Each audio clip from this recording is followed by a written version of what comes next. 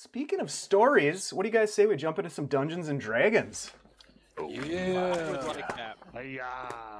All right. Well, productive week in Saltmarsh last week. The four adventurers busied themselves with a bit of downtime, discovering and honing new skills, gathering information, supplies, crafting exquisite weapons, and in some cases, stealing valuable items from Saltmarsh's upper class. Let's talk about Theo for a minute, the Hexblade Warlock. He spent a considerable amount of time unlocking powerful abilities under the tutelage of his patron, Calistani.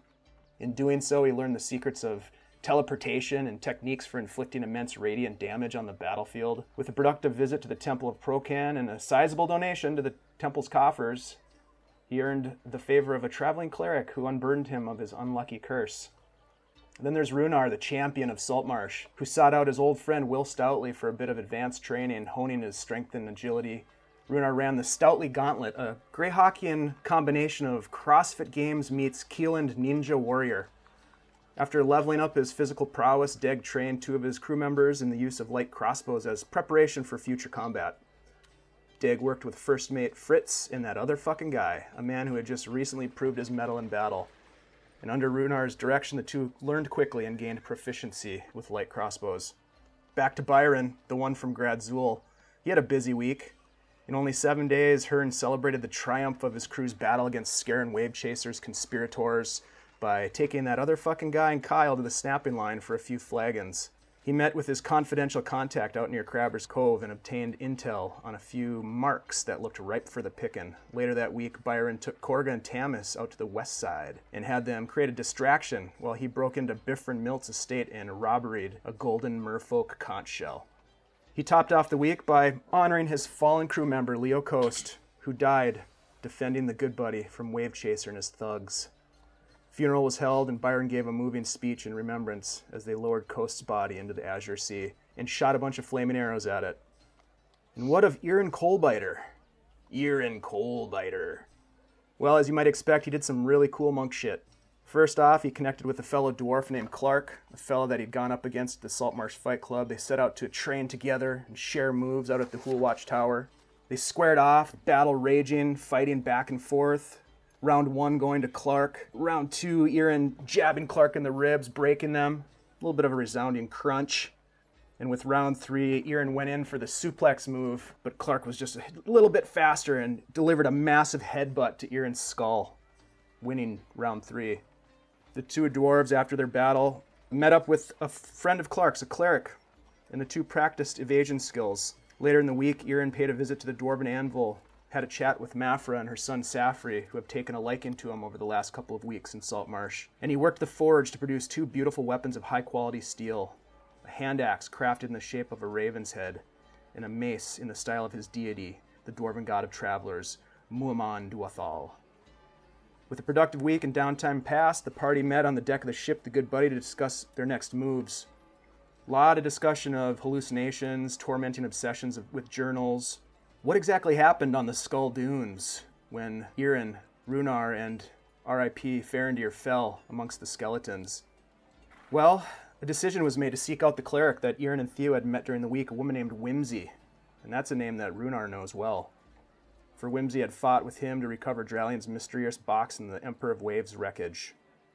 So you guys put a bunch of pieces of information together and decided that Whimsy could potentially be in danger, given her connection to the Dralian conspiracy. So you decided to go off in search of her. You stopped by the Temple of Procan, finding that she had left for Burle. Your next stop was Winston's store, where you attempted to procure horses. Not having any, he suggested that you come back the next day and he'd see what he could do to find them.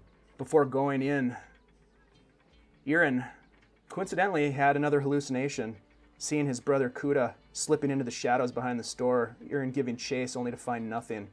Theo attempting to calm his friend and encouraging him to share a little bit about what was going on. The name Aphis being mentioned, a devil from Irin's past.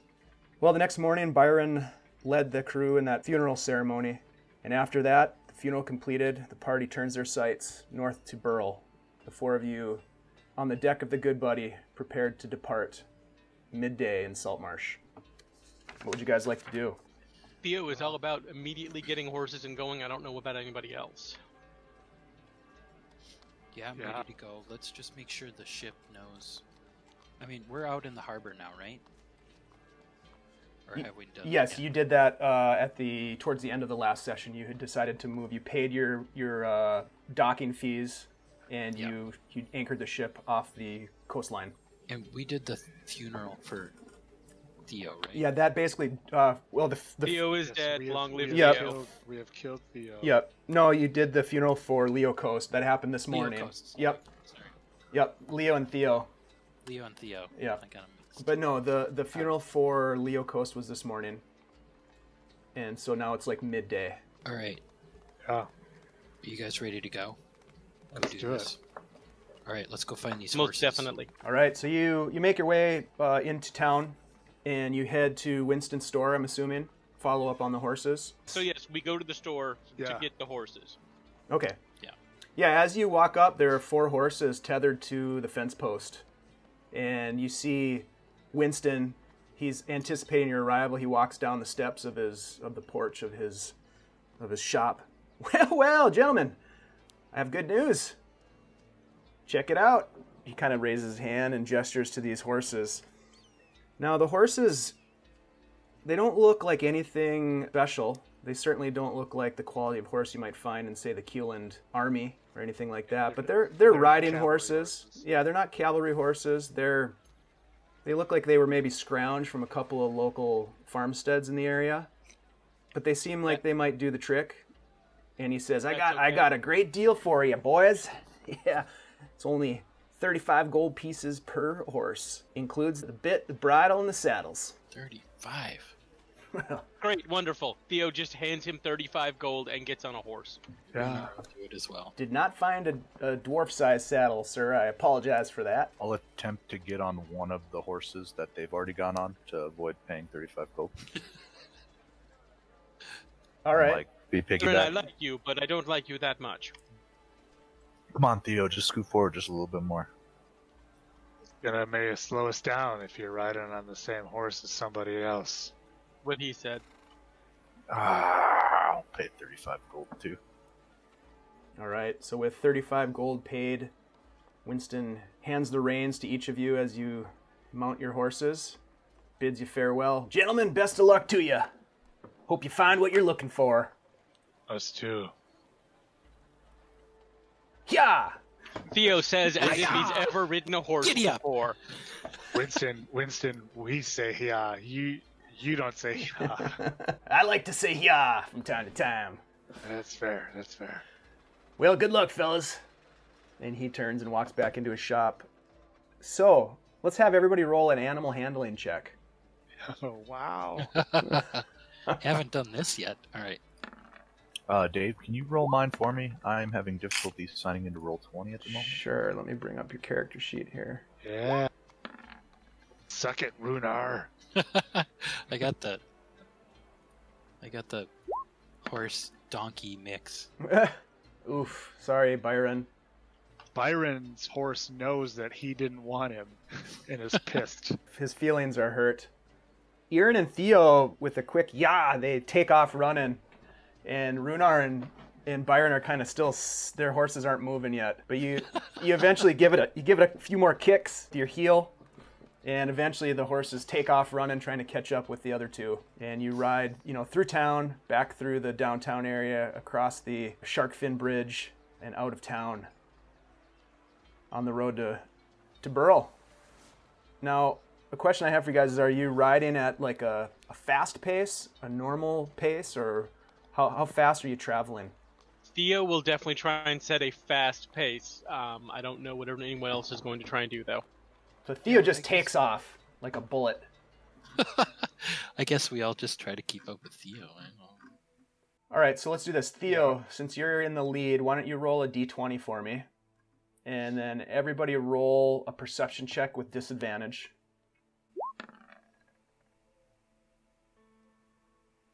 Whew, that was almost a 1. Mm-hmm. Perception with disadvantage. Woo, yeah. Nice. Byron, do you want me to roll for you? Yeah, that'd be great.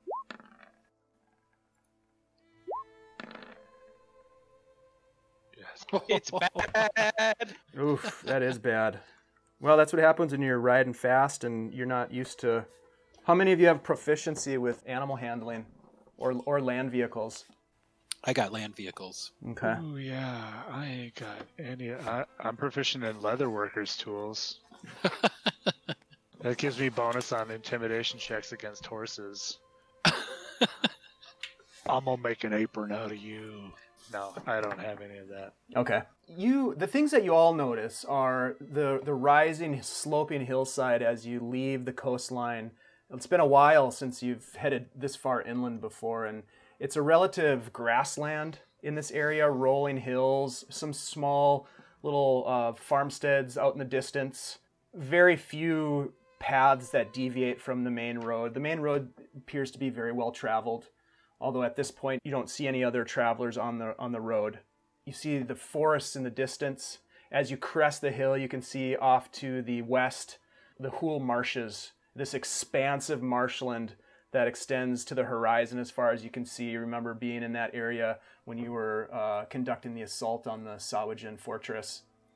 Ahead of you, to the north, the road comes to a fork. And a sign, this is about midday or so, there's a sign that has 2 wooden placards attached to it with rusty nails, each of them pointing as if an arrow in a different direction. And the one says Burle, and the other one you can't quite read as you race past it. It's okay, I have speed. I don't need to read.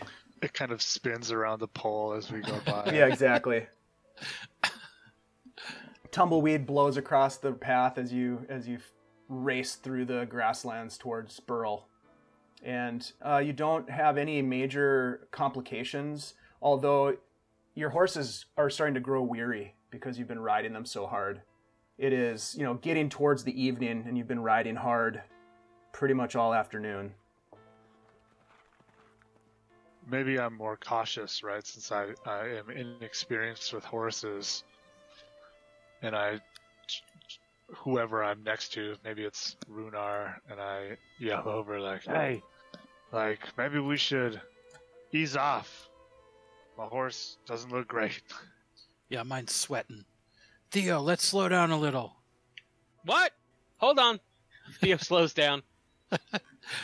The horses are tired. Yeah, let's take the pace down a little bit. Let's kind of go at a more normal walking speed for the rest of the day here, and we'll look for a good place to camp. Yeah, that's a good idea. Have you ever ridden a horse before? A few times. Okay. I'm no expert, but I've been in the saddle. This is like the second time I've ever ridden a horse, so just kind of going with it. I don't think you were riding a horse. I think it was just going. That's how you ride a horse, right? I say, as you can tell, that I am gripping the ever-loving shit out of my horse with my knees. All right. So you slow down a little bit and start to ease off? Yeah. Okay. Yeah.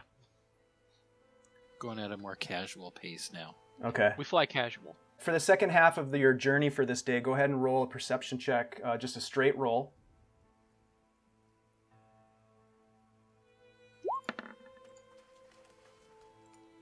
Nice. It's much better when I'm not rolling a disadvantage. Yeah. We're Yeah. some perceptive motherfuckers right now. Yeah. We rolled in order, too. 21, 22, 23, 24. Wow. That's Damn. serious. So That's a straight flush. it really is. Just turned on the radar here. Yeah, exactly. It's amazing what you can do when you're not racing. But the sun's setting behind you to the south, and the late afternoon is kind of fading into early evening. And all 4 of you, as you come around a bend, you hear the distant sound of horses and soft voices up ahead. And you're just kind of trotting along at this point. Okay. Sounds like there's another camp up ahead. There's some people up ahead. Should we sneak up on them? Right. Nope. We can just ride up like normal people. Yeah, what the heck? Let's ride up like normal people. Okay. probably good not to present as bandits. Unless they're You're bandits. assuming they'll spot me. Oh, Lord. So as you can continue forward, you come into view of a small camp. There's a faint glow of a fire that illuminates 2 brightly colored wagons. And you can see right away there are 4 horses grazing in the grass near the wagons. It's a rough campsite, some bare ground on the side of the main road, campfire, a couple of tents are being erected. There's some movement around the fire, and you hear the voices clearly audible at this point as you get within 50 feet, 45 feet, 40 feet.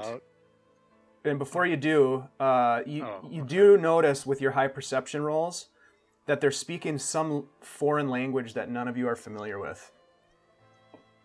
Bandits! It's not. Oh yeah, wait. Never mind. I didn't yell that. Said it quietly. Okay, are any of them looking at us? Like, have they noticed us yet? Doesn't appear that they've noticed. Irin, did you want to call out? Yeah, I'll give a hail and well met, fellow travelers. Hail! You see a couple of men stand up from the fire and sort of walk in your direction. You can see one of them reaches down, and because you guys rolled such high perception, I'm going to keep that rolling. He reaches down and grabs a crossbow and just kind of holds it down at his side. Not aiming it at you guys or anything like that, but certainly on attention. How many did you say we can see? Roll a d20 for me, Irin. Yeah. You see 19 dudes. That escalated quickly. You see 8 men. Okay. Just men? At this point, all you see is men. Okay. And not all of them are at alert. Some of them are still by the fire. It looks like, and it smells like they're probably cooking a meal. But there's a couple of them who have sort of hailed your approach and are standing at attention. And then, remind me again how they're dressed? In this light, it's a little hard to tell. You know how as it gets dark, your vision kind of goes from color vision to a little bit of sort of that monochromatic. But you get the sense that they have a garment style that is not common in this area. Yep. It's kind of billowy and colorful. Yeah, I hate you. Okay. Travelers, what's your business? Hello, how are you? Good. We're on our way to Burle. Ah, And which way are you headed? we are headed to Saltmarsh, hoping to arrive there tomorrow. We just came from there. Yes, we've heard there is much work and Sound plentiful work? fishing. Oh yeah, sure, plenty of fishing. Are you fishermen? You don't seem to be fishermen. No, we're merchants. One could say we are in fact fishers of men with goods. We're not. It's confusing. We're not that. Well, Well, if you are noble of intent, you're more than welcome to warm yourselves by our fire. yeah, if you don't mind, and this looks like a good place to camp. What do you guys think? I'll dismount. I am quite all right with camping. It strikes me that perhaps we should just do not crowd anyone, maybe be on the other side of the road, unless you're really sure you have enough room. I don't want to Right. We'll set make up your our- life hard. One of set up the our own one of space. the men, maybe the leader, walks up closer to you guys. He gets within a couple of, like 10 feet, and you can see him now a lot better. He's got this kind of bright crimson blouse on with a white sort of sash that goes around one shoulder to the opposite waist. And he has a black handlebar mustache, a scar on his right cheek, and his hair is pulled back in a ponytail. And the hair, it looks like he's got pretty long hair because the ponytail goes over his shoulder in front of his chest, down to about mid-chest. And he says, "My name is Stilgo. I'm the leader of these men here behind me. Please, you're invited to join us for the evening if you'd like." Okay, then we join you. Very good. Hello, Stilgo. My name is Rhunar. Ah, it's good to meet you. You are from... All of you are from Saltmarsh. Yes. No, not. Well, not originally, but around parts, yeah. Well, perhaps you can regale us with stories around the fire once you're settled in. Please. Of course. Don't let me get in your way. And he turns, shakes whoever's hand is in front of him, whether it's Irin or Rhunar or both of you guys, and then he heads back. We've got food cooking, so please join us. While that's all happening, Theo is going to lean over to one side to Byron and just whisper very quietly to him, "You're gonna check all of those wagons for anyone we know, right?" Oh, I can totally do that. Thank you. Yeah, totally. And I'll just pull my hood up and kind of Take your a couple time. steps Not right back now. into the woods. Not right now. My God. Oh, okay. I'll take a step back out of the woods. Oh shit, sorry. What are you guys talking about? Where'd you get these woods from? Yeah, there's really not much for trees yet in this area. It's pretty open grassland. There are small woody shrubs, and that looks to be what they're using as fuel. Probably that and dung from the animals to start a fire and keep it going. But the shrubbery is probably like 3 feet tall, so easily something you could use for hiding. I feel like perfect. Byron does the I'm walking down the stairs into the basement trick to get into the tall It grass. just disappears. Oh, Byron, all of a not sudden right it's now. a For the va- record, all I of a was sudden it's having a little vaudeville. trouble hearing. All right, so what's the plan at this point? Yeah, I like Theo's idea of setting up camp, like not right in their camp, but next to it, so we kind of have our own space. Mhm. And then we'll walk over to chat. Byron, what are you doing? Sit around the fire. Well, the first thing I'm gonna do is I'm gonna set up that little 2-person tent that I have, all comfy like, and I'm gonna change into some comfier clothes, and then I'm going to brush the horses since they've been riding and feed them and all that jazz. Wait, we have to brush them? Yeah, Yeah, brush them, It's a feed nice them. Why did no one brush me? Byron, roll an animal handling check for me. Uh-oh. You can do that thing with your hands that that automatically cleans the person up. You're right. I definitely could if I wanted to right now. Your horse is really liking you right now, Byron. Yes. Sorry, Theo, go ahead. Theo was just replying with, "You're right. I certainly could if I wanted to right now." Gives Byron a look and then just starts brushing his horse. Not well, just literally like he's watched what Byron has done and is trying to copy it. All right, Yes. roll an animal handling check for me, Theo. Is this what we have to? I guess. Is this what we do? Oh, You seem to be getting the hang you of guys it. never ridden horses before? You gotta love them. Oh, I forgot. We got to do that. Yeah. I'm more of a sailor. Yeah, nice. You guys are getting the hang of this cowboy stuff. Eldritch Blast! Wow. Hey. Wow. There we go. even Irin does great. There's some happy horses. So you guys take some time to get your camp set up, pull the saddles and the tack from the horses to kind of give them some freedom of movement.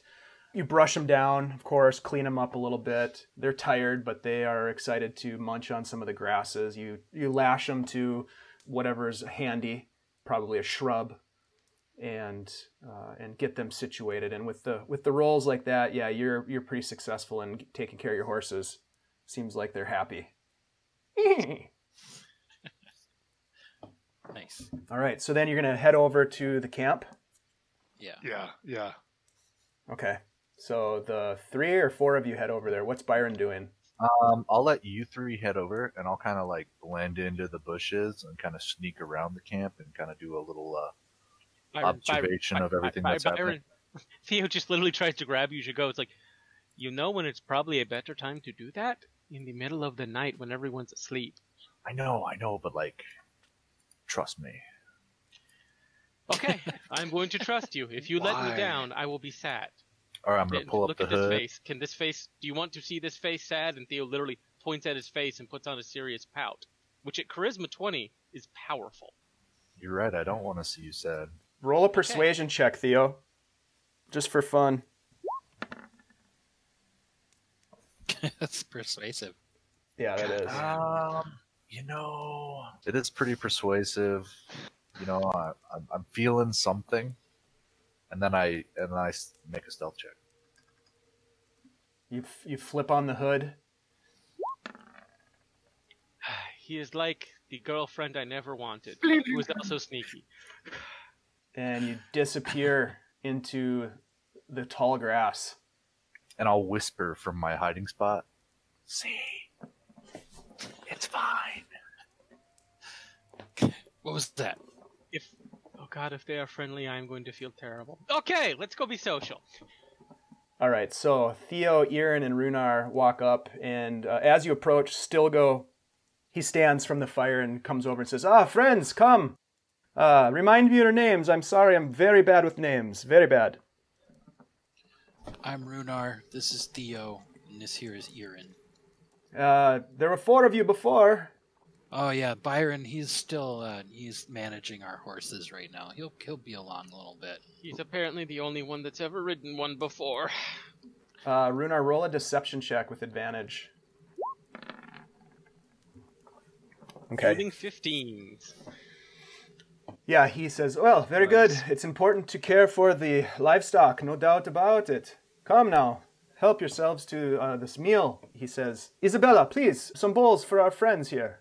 And you see a woman get up. She's also dressed in very brightly colored clothing, a long ankle-length dress. She has her hair wrapped up in like kind of a bonnet, I guess would be a good way to describe it.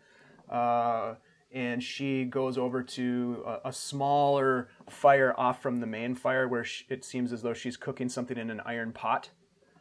And she dishes up each of you a bowl. It's kind of like a stew, like a thick stew. And it's piping hot. There's steam coming off of it, and it smells really good. And she doesn't say anything, but she just hands each of you a bowl. There's a wooden spoon in the bowl as well.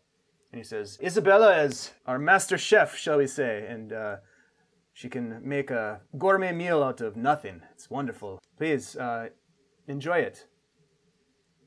Thank you so much, Isabella. Yeah. It smells very good. As you take the first bites of this food... Theo pointedly doesn't eat. Okay. Any of you that do, does anybody eat it? I'll eat it. Okay. It is markedly better than anything that you've eaten on the Good Buddy since you hired Emile Alphonse. It is Shit, we're stealing her. I was fantastic. just going to say that. Well, they did say they were looking for work. That's true. Anyhow. We're down a crew member, I'm just saying. Stilgo gives you some time to eat, and then he introduces his crew, including Isabella, Olivenka, Anna, Victoria. There's a couple of women. There's 4 women. The women are young, early 20s at best. There are 5 young children, and he rattles off their names, but you forget them immediately. And they're kind of quiet. They're playing in a little circle. You're not sure what they're playing, but they're speaking in a different language that you're not familiar with. And then there are 9 men, and he introduces them: Vasily, Franz, Emmerich, Sonoran, Yananka, and Daniel, and a couple others, and you quickly forget their names. There's just too many to remember.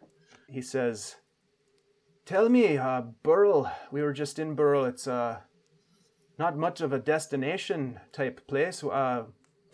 Would it be proper for me to inquire as to why you travel there?" We're looking for somebody. Ah. Yeah, a friend of ours traveled that way, and we're just looking to catch up to her. Ah, I see. A woman. I can understand these things. Have you come across anybody on your way back from Burle? Yes, just this morning we crossed paths with a woman, blonde woman. Might be the one you're looking for. Didn't have a chance to speak with her for very long, but she was indeed headed in the direction of Burle. So you are on the right path, it seems, friends. Yes, that sounds like her. Where are you from? It doesn't seem like you're from around these parts. Yes, our accents and our strange language often gives us away as foreigners to this land. We have been traveling for some time. Roll, just out of curiosity, everybody roll a history check for me. Mm-hmm. Not so much. History. This isn't about stones, is it? It's not. Okay. Not bad.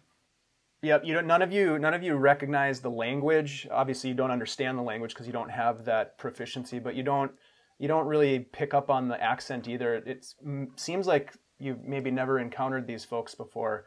But he says, my people are known as the Rhunar, and we are known as travelers. Typically, we spend most of our time on the waters. We are adept with the skills of the ships, but our small clan has been traveling overland for quite some time, hoping to make it to the Azure Sea and hopefully make a better lives for ourselves.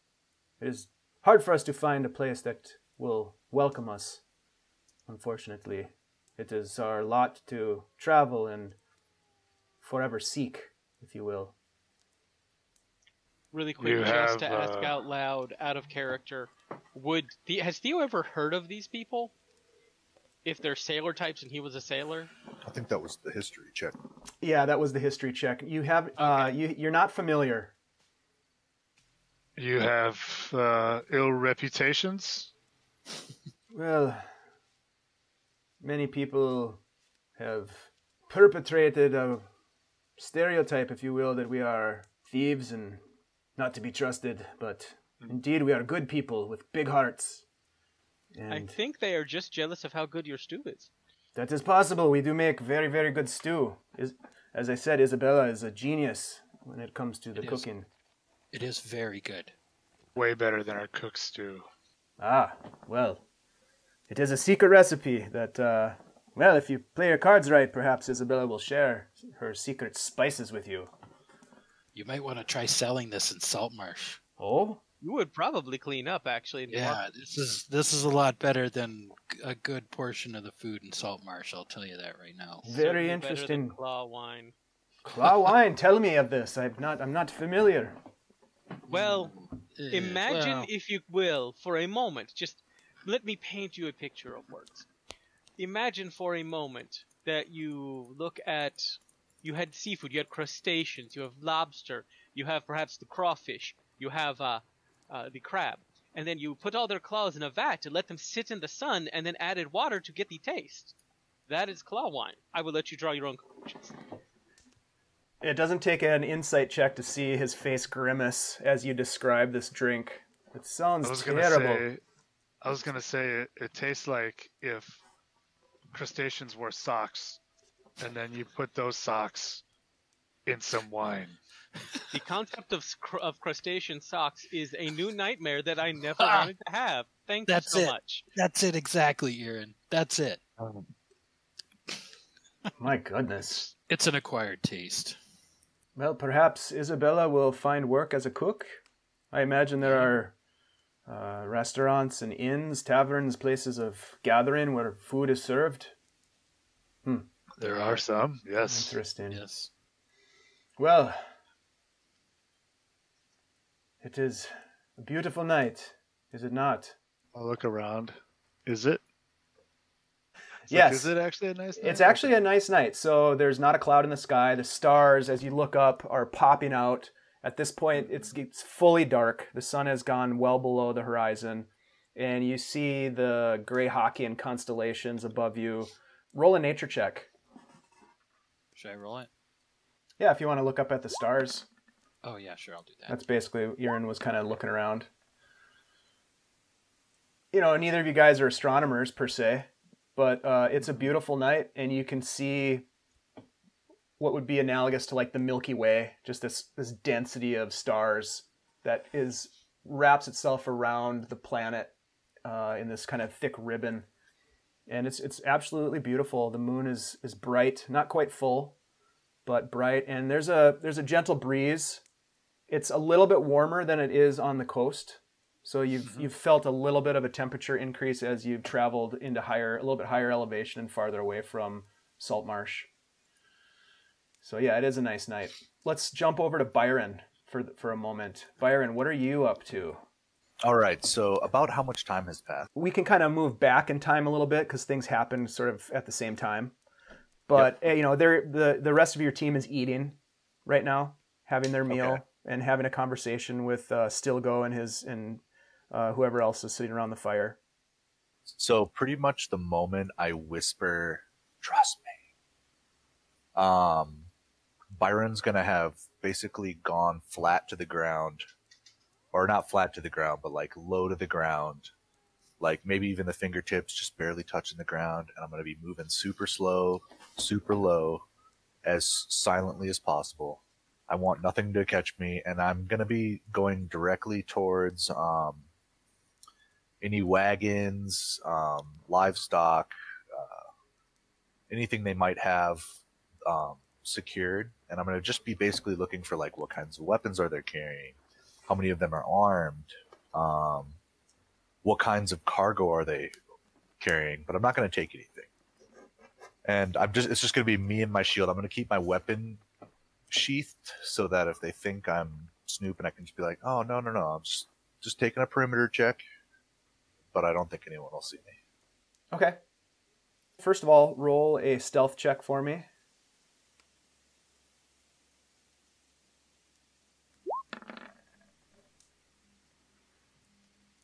Ooh. Why are you bad at this? Not your best stealth check. Not my worst. That's okay. The gentlemen who are on sentry duty, you do notice this pretty much right away that there are 3 or possibly 4 of these of the men from this group they're on the clock. They're watching. They've got crossbows. Sometimes they will pass each other and have a conversation, but other times they're just kind of sitting, looking out into the distance, looking up at the sky. They don't seem like super serious as if they're military trained or anything, but they're definitely, they keep a watch to protect their family and their possessions and that sort of thing. But they do not detect you. And so you see that there are 4 horses, as I mentioned, that are just sort of grazing in the field. One of them is now sitting down. They have 2 wagons, one of which is a covered wagon. The second is an uncovered wagon that has some crates in it, some bundles, some packages, some bundles that are wrapped in like tarps, canvas tarps, and tied with rope to kind of keep them, packed. And it looks as if, it reminds you as if they're a group of people that's moving from one place to another. You really don't see a whole lot of weaponry, but on the fellas that are conducting the watch, you do see that they have crossbows and they have short swords. And the covered wagon, you can't see inside because it's covered. I'm going to go ahead and move towards the covered wagon. Okay. Quietly and stealthily. All right. And I'm going to try to see if there are any scenes or anything that I might be able to either peek through, or if I don't notice a seam, I'll just put my ear up against it or listen really carefully to see if there's a possibility to maybe cut a small hole that I might be able to peer through. Roll a sleight of hand. First of all, roll an investigation and then roll a sleight of hand.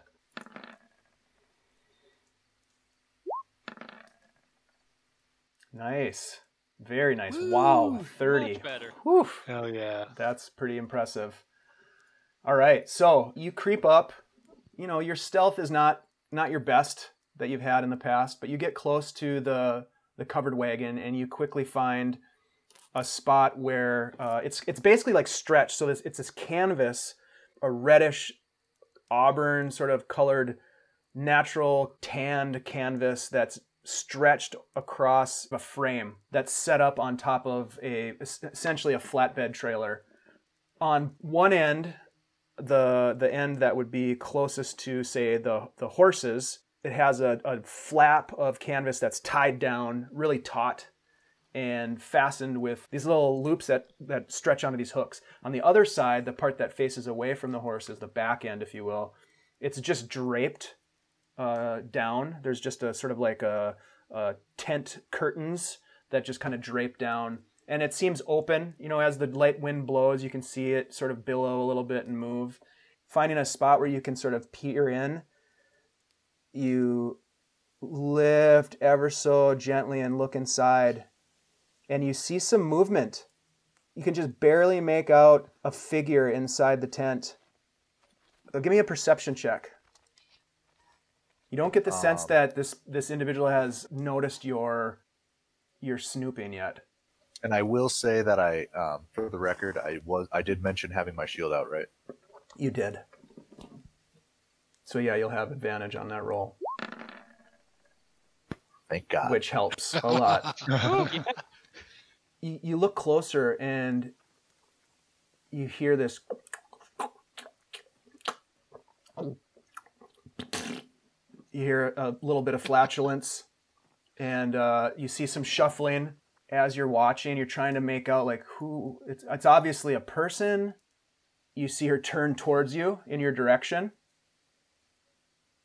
and she kind of stops eating. She has a bowl in her hand, and she looks towards this little small spot where you're just barely peering in, and you kind of get the sense that maybe she sees you, but you're not sure. And then she says, "Well, hello, my friend. Hello." I will just sneak away. Roll a perception check. Or a stealth check, sorry. Oh, okay. Roll a stealth check. I was like, ooh, what's going to happen? Yeah, roll a stealth check. Yeah, you're able to weave your way a little bit quicker, and you're really in the zone now as you try to get away from sort of the pathways that the sentries are keeping, the gentlemen that are on watch. And you're able to get outside the radius of their detection. Then I think I'll just kind of sneak up on the campfire and just walk out of the shadows. Pull my hood down at the same time.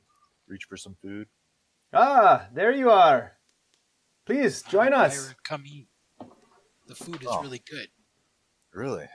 Yeah, God, it's great. I'm famished.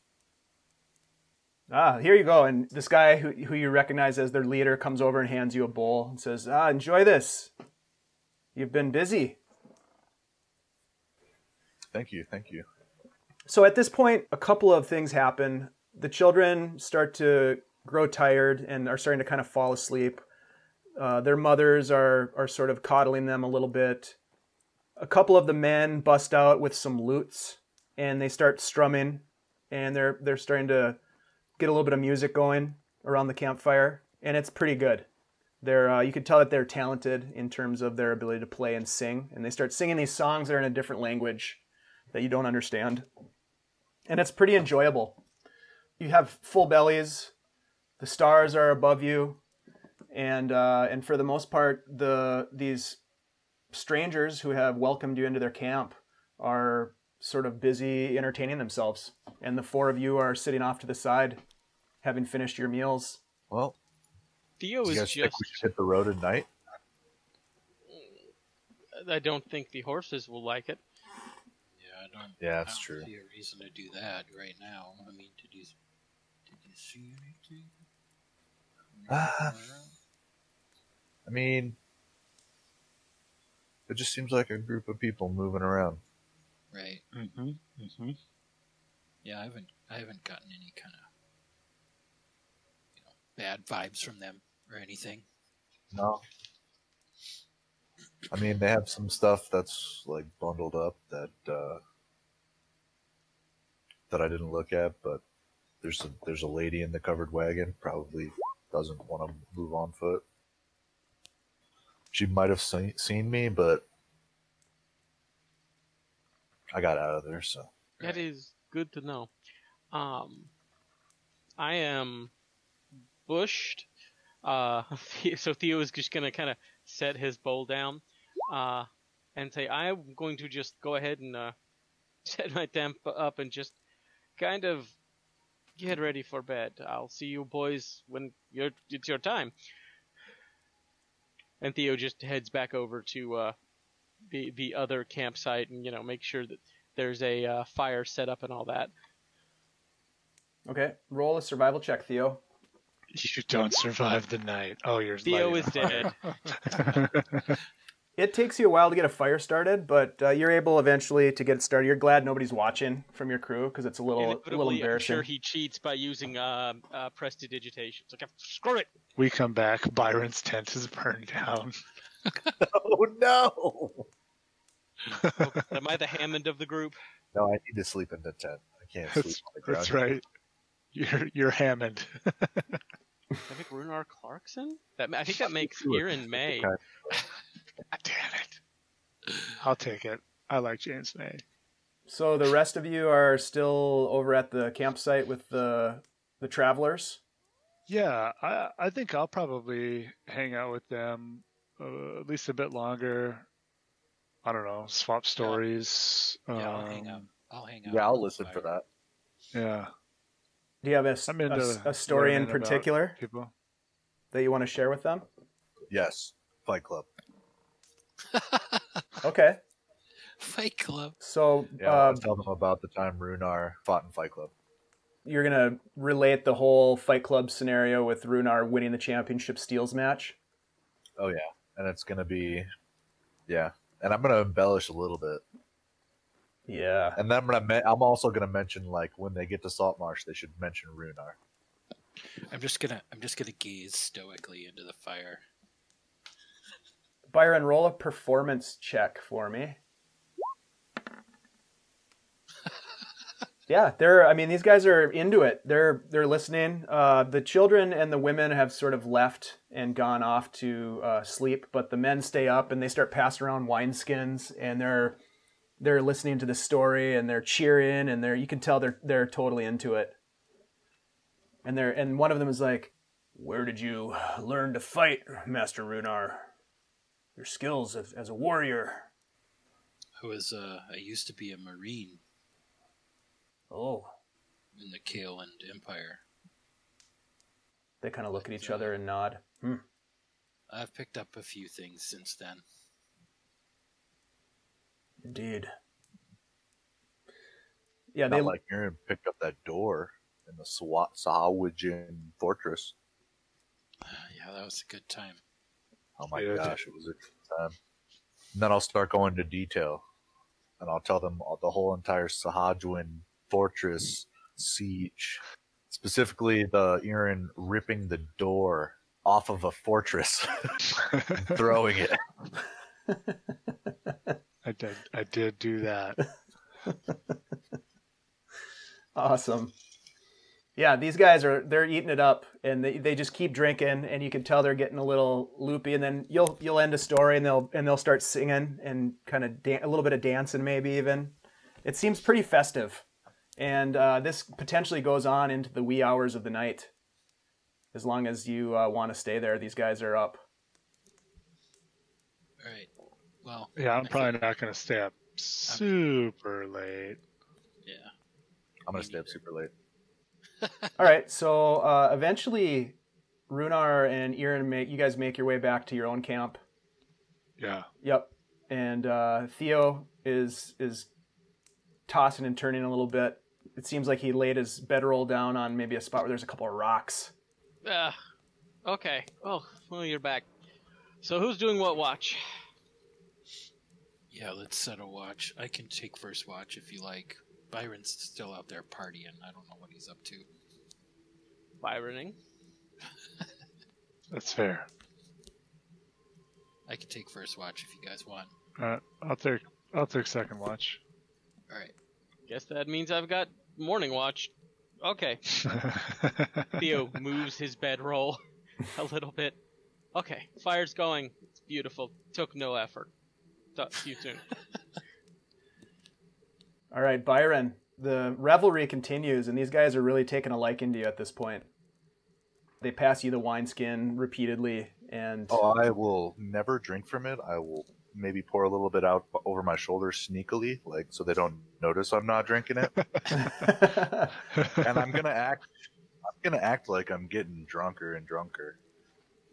All right, roll a deception check with advantage. Nice. They're like, you have quite a tolerance to the liquor. Here, have some more, and they pass it back to you.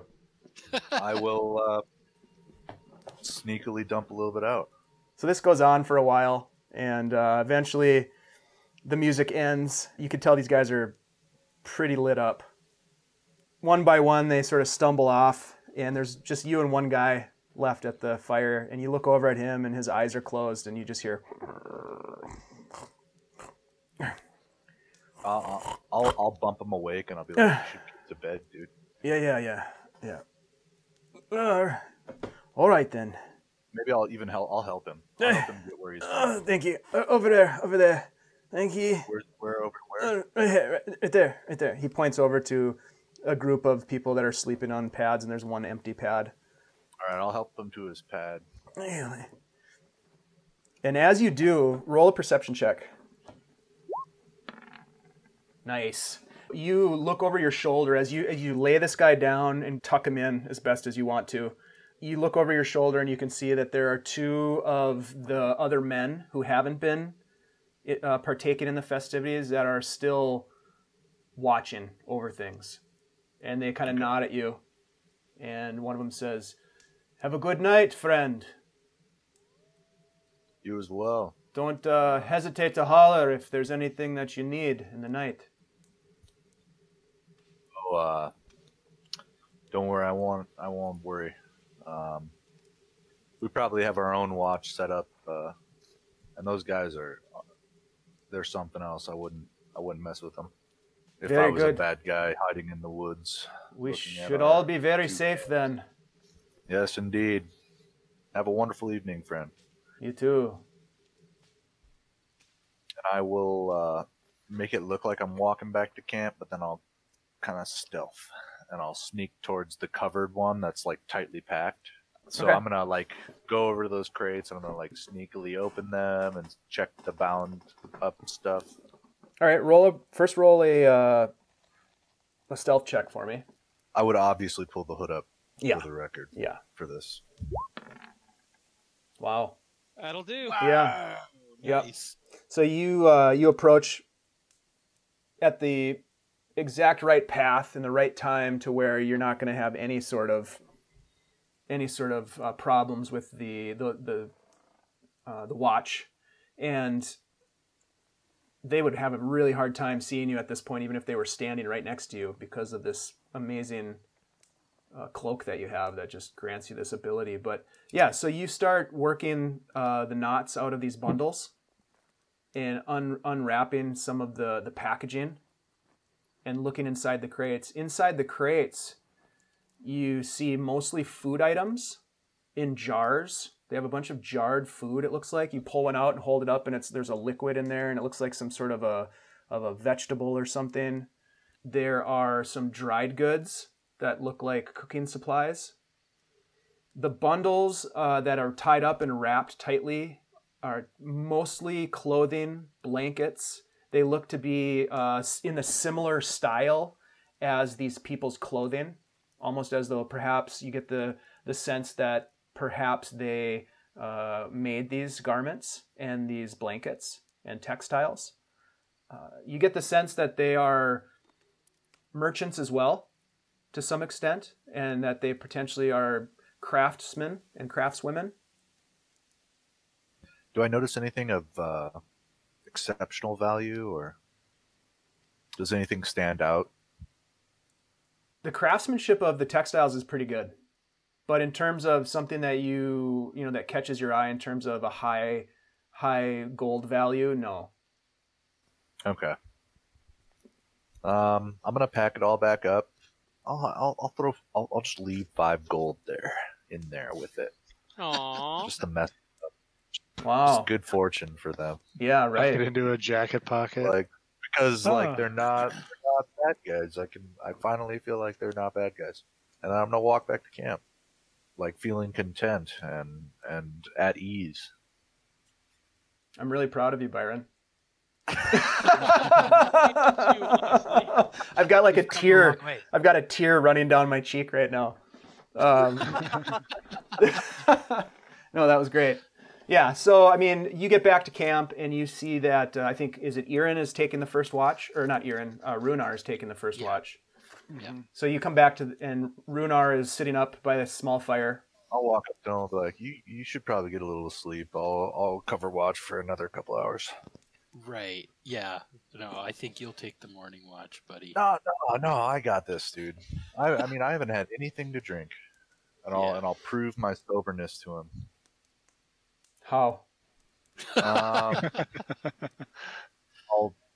Rhunar looks take at him his skeptically. sword from him. Take my sword. Roll a sleight of hand check.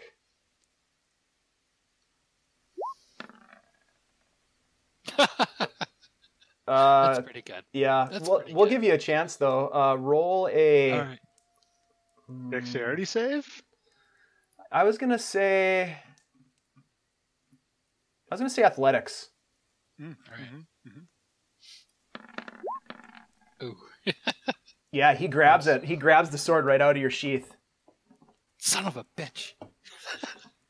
All right. I'll be a little more careful with this. All right. And I'll hand it. And I'll sit down by the fire.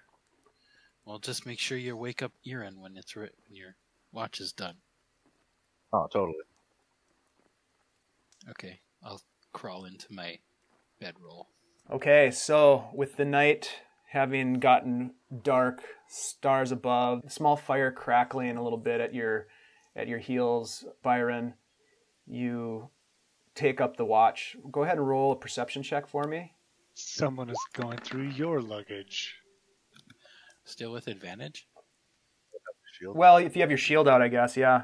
Okay, yeah, you are on like high alert. Your senses are heightened as this is like one of the first nights in a long time that you've been outside, away from civilization and all of the craziness of the Saltmarsh politics and the murder investigation, all that stuff, and you just had a chance to really sort of relax, and you just look out over the landscape, and it's dark, but your sight is enhanced by the fact that there's a bright moon and bright stars. You don't catch anything. You hear the snoring of your companions, the gentle snoring, some maybe not so gentle. Thinking Irin. He's not wrong. You finish your watch with no conflicts arise. Bed, or do I wake up Rhunar? I think I'm just gonna go to bed. Yep, well, that's what we expected. Okay. Man. So, Bitch. Byron, you get nestled in to your bedroll, and it's a matter of a minute or two, and you're sleeping. And you guys all wake up in the morning, very similar timing, and you're kind of like, some of you are maybe laying in your bedroll a little bit longer than you should, just because you don't really want to get up yet. Some of you maybe didn't have such a good night's sleep. Maybe sleeping on some rocks or on this sort of uneven ground was not as good as you'd hoped. So you're able to, I guess, have some incentive to get up a little bit earlier. But as you do get up, the travelers are already up, and there's conversation happening. You can smell food cooking. It almost seems like they've been up for some time. God damn it, Byron. Theo just sits up, looks around. Why did you let Byron take a watch? Why did you do that? He talked me into it. We just needed a good night's sleep, guys. You know what? Yeah, we didn't need a watch. Incredibly dangerous. These We're on people, the road. We've been sleeping in town for a week. We've been sleeping in town. Now we're on the road, and this is where I feel pretty good. I feel pretty good here, you know. And honestly, these people are not a threat, and they wouldn't cover our watch for us. The next time that you do nothing happened. I will make you wear your pants as a hat. I'm just going to turn you into a squirrel. Guys, we had people on watch. No. You are going to have a cute brown tail and big teeth. These people are our friends, and they had people on watch, so we had people on watch. We were just fine. You are going to crave nuts and think that everything bigger than you was trying to... He's going to turn you into a squirrel. I could If tell. we were Gonna alone, I would have watched, but like we had people on watch, guys. The nothing problem to do is, with it. is that you in a we've little been alone, cage, and you haven't carry watched. you around. Guys, we don't need to argue about this anymore. We need to get on the road and catch up with this cleric. No, so we can I'm get back not to our- arguing. I'm threatening. Was that not obvious? Was that not obvious? I think Irin was also threatening you. That was definitely threats. It wasn't a threat; it was a promise. Oh my! Listen, we're fine. Let's get on with what we got to do. Chipmunk. We can You're not worry about getting this. turned into a chipmunk. It's going to keep getting smaller. I apologize. We all look great. We're fine. We're going on. We're moving on. We're moving forward. I'm going to take a quick minute to scribble a quick note in my journal and tear the piece of paper out. Okay. Theo is going to get up, grumble something about small animals and where to put them after he's done turning Byron into one. Kind of stow his pack, and he's actually going to go over to the traveler encampment. Okay. Yeah, I'm going to head over there as well. Irin, what are you doing? I'm going to eat some rations. Do you think we should pay them for the food we had last night? I feel like we should I compensate think them. that might be rude. I'm trying to think of something else to trade with them. Hold on. I'm going to give them something just to have when they get to Saltmarsh. And as you continue walking towards them, Stilgo is like, come, breakfast is ready, my friends, please. No one has ever told us that hospitality was not welcome, so come. Oh, thank you. There's a porridge and some fresh fruit that they're passing around, divvying out to the folks. And there's a little bit of a sugar that they sprinkle on the top, so it's got a nice sweetness to it. I'm just going to pass Stilgo this note that I wrote and let them know that if they have any problems in Saltmarsh, give this note to Ellie under Fireborn, and, he'll help you out. It's just a note saying that we met them on the road. They were very kind. Please be nice to them. And I'm just going to give it to them. Master Deg, that is very generous of you, sir. Yep. We appreciate it greatly, and I believe that this may be helpful. As I mentioned, people often disregard us as ne'er-do-wells, but we are nothing of the sort. But nonetheless, Yep. Thank you. Yeah, thank you. Is Isabella about? Is she doing the serving and cooking? Yes. When she comes by, Theo will go, thank you so much. You have wonderful cooking. Here, hold on. For you, I have something. And he reaches into the bag of holding and pulls out that little crystal bauble from the alchemist set from the haunted house and just offers it to her.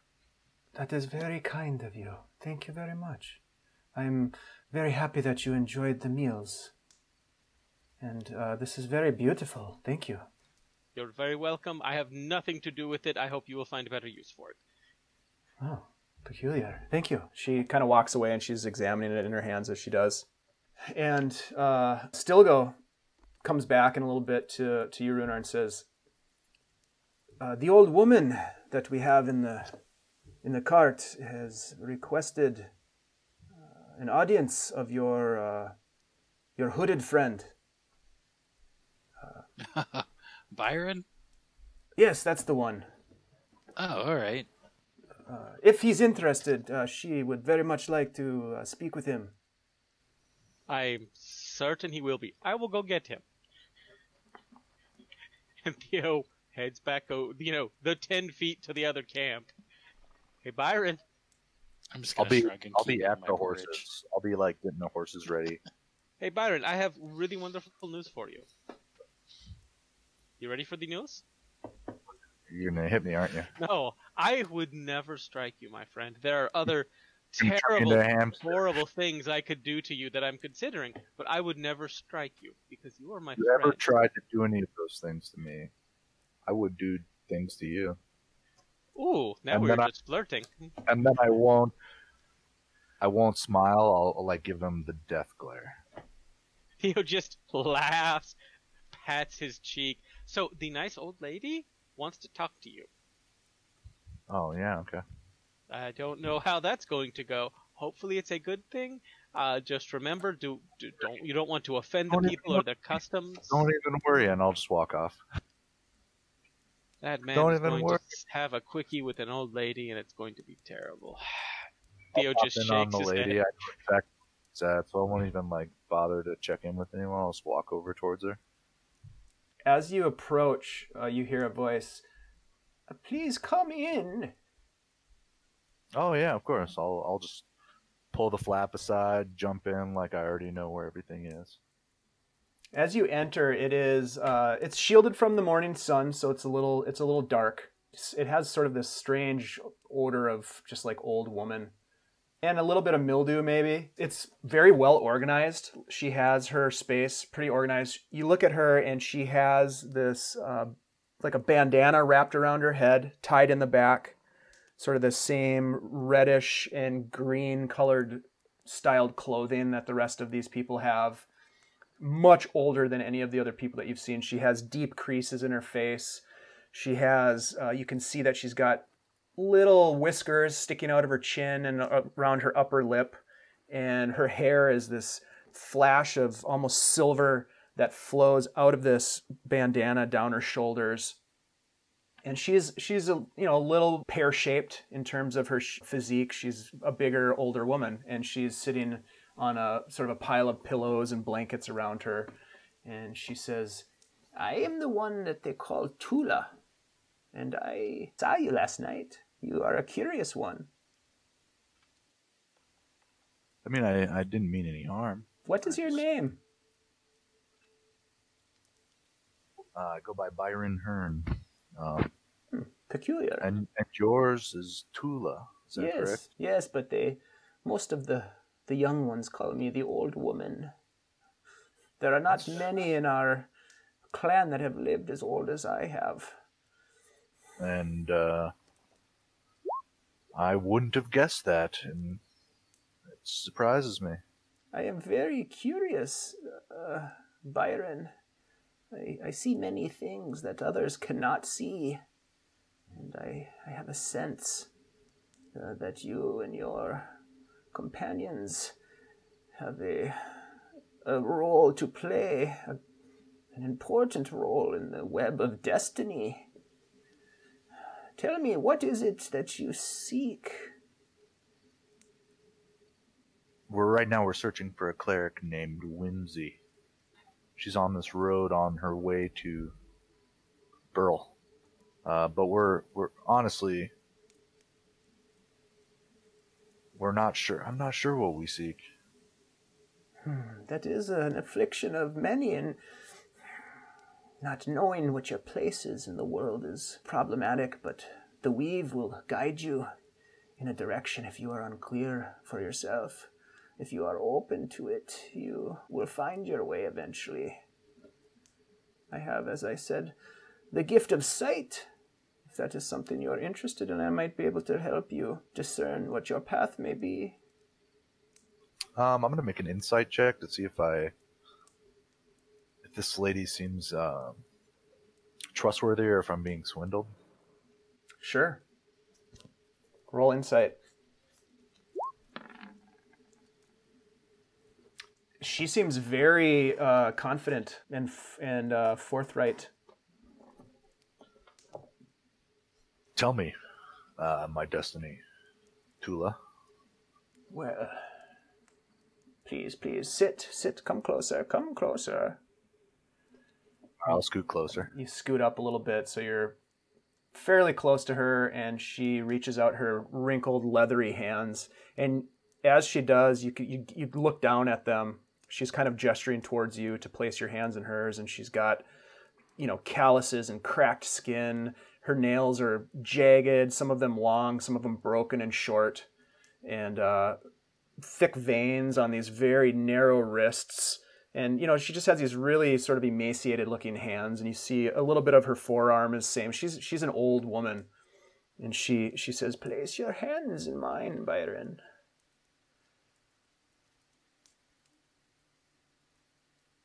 Don't be afraid. All right. Close your eyes. All right, I'll close my eyes.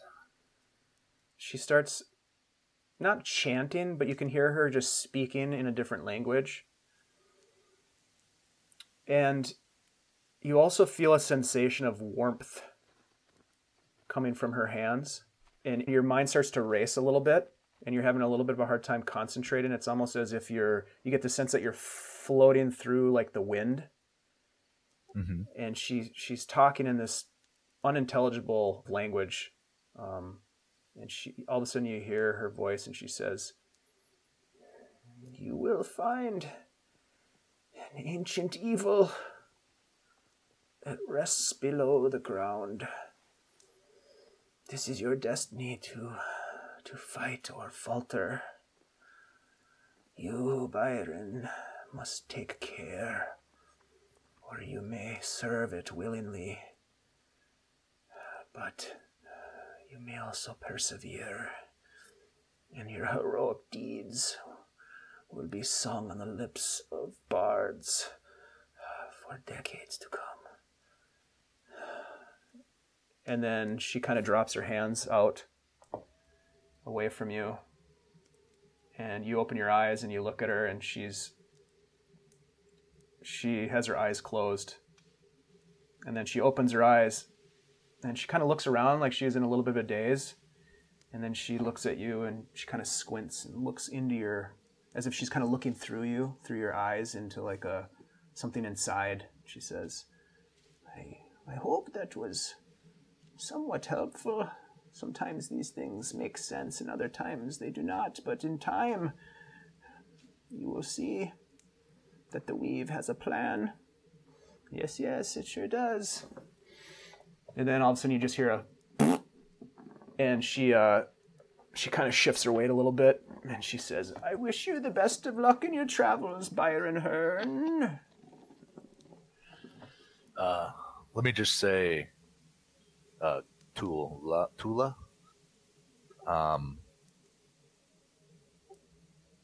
your people have been very hospitable, and I'm very grateful for this council, and I look forward to our next encounter, whenever that may be. In your future, I hope you nothing but fair winds and safe travels. You are very kind. You're a good boy, Byron. And then I'll just open the flap and I'll bounce out. And as you're leaving the wagon, you can see that they are rapidly working to get their camp pulled up, and they're getting ready to move on. Eventually, they have got all their stuff stowed, and Stilgo comes over to you as you're packing your horses and says, "Well, gentlemen, it was a pleasure to meet you. Mr. Degg, thank you very much for the note. I believe this will be very helpful to our family." Yes, just remember, Eleander Fireburn. He's the captain of the guard, and just in case you run into any trouble. Very good. And we wish you the best of luck in your travels to Burle. All right, thank you. Thank you. Hopefully we'll see you back in port in a couple of days, depending on how this goes. Good day, my friends. And they start to ride off, leaving the four of you packed and ready to go. We ride. Yeah! Let's go. Yeah. Although right after we take off, Theo just kind of pulls over to Byron and goes, "For the record, I cannot turn you into a squirrel." That would be pretty awesome to see, though. I would be the most vicious squirrel you've ever seen, and you would regret it immediately. It would probably make you a little more stealthy, though. Can you imagine what I could do with stealth in an elven cloak as a squirrel? Have you ever seen an elven squirrel? No. They have to be around. There's got to be elven squirrels. No, they exist. Theo launches into a long tale about elven squirrels out of nowhere. As the day goes on. Wait, they're different than regular squirrels? Well, yes. Well, much like elven mastiffs or elven cats or even elven stag, elven squirrels are an older breed from a nobler time. See, and just, it's very much in that vein. The natural history of the elven squirrel. Okay, great. So you guys take off, and are you going to go at what kind of pace are you going to set for the morning? Oh, we didn't ask him how far we are from Burle. Yeah, maybe just a normal pace. What do you guys think? At this Yeah, point, maybe. Yeah, I don't know that we need to ride hard at this point. Theo will literally say out loud, since it turns out the nice travelers were in fact not assassins for the Scarlet Brotherhood, which is totally not what I thought. I definitely thought that. Yes, I think we can go at a reasonable pace. All right, so you guys continue for morning's travel. Go ahead and everybody roll a perception check for me. Yeah, I'll roll a perception check. Everybody? And then, Yeah! It's pretty out. Irin, you'll roll a d20 to follow. Mm-hmm.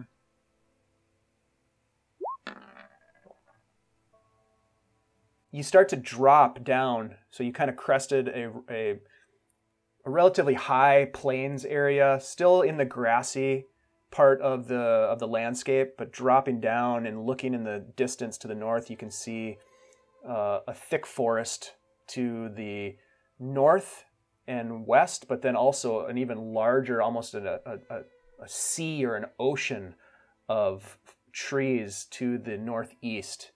But you're heading towards the northwest for the moment, towards Burle. And as you do, you see a figure up on the road ahead. It seems to be walking in your direction. And as you get closer, you see that there is a young man. No real distinctive features on him. He has blonde hair, cut short, no facial hair. He's got a backpack on. It's pretty easy to see that he's got a short sword on his belt. Hello! Hello. Good day, good day. He just keeps walking. Theo will stop and kind of turn back around and canter back, go, by the way, pardon me, sir, have you seen a young blonde woman coming this way? I did not see a blonde woman today, no.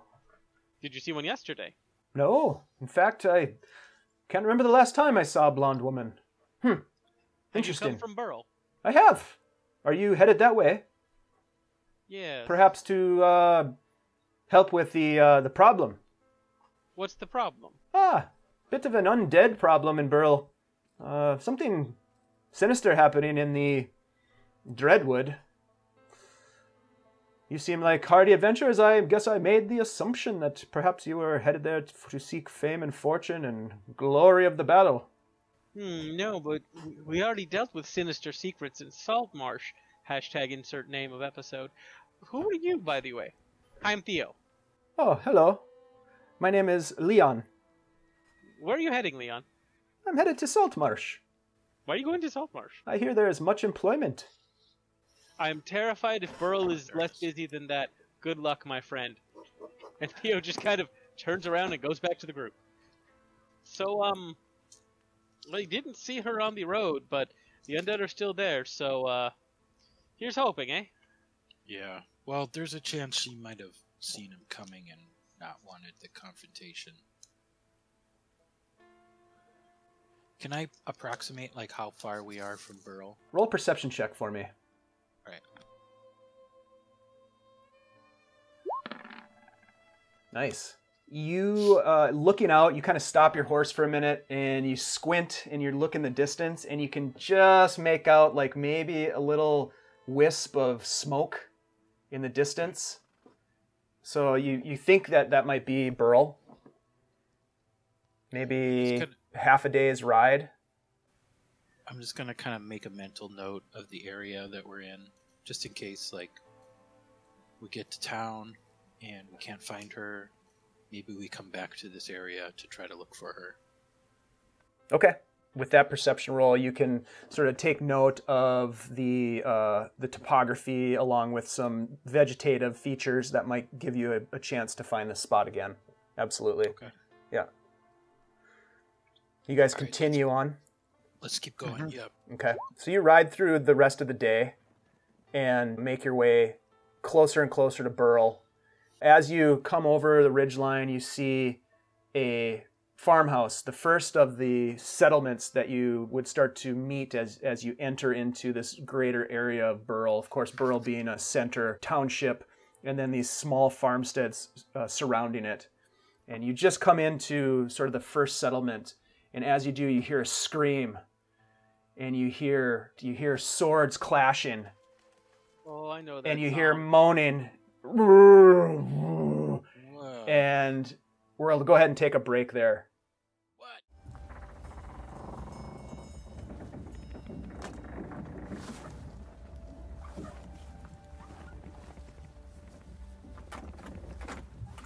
All right.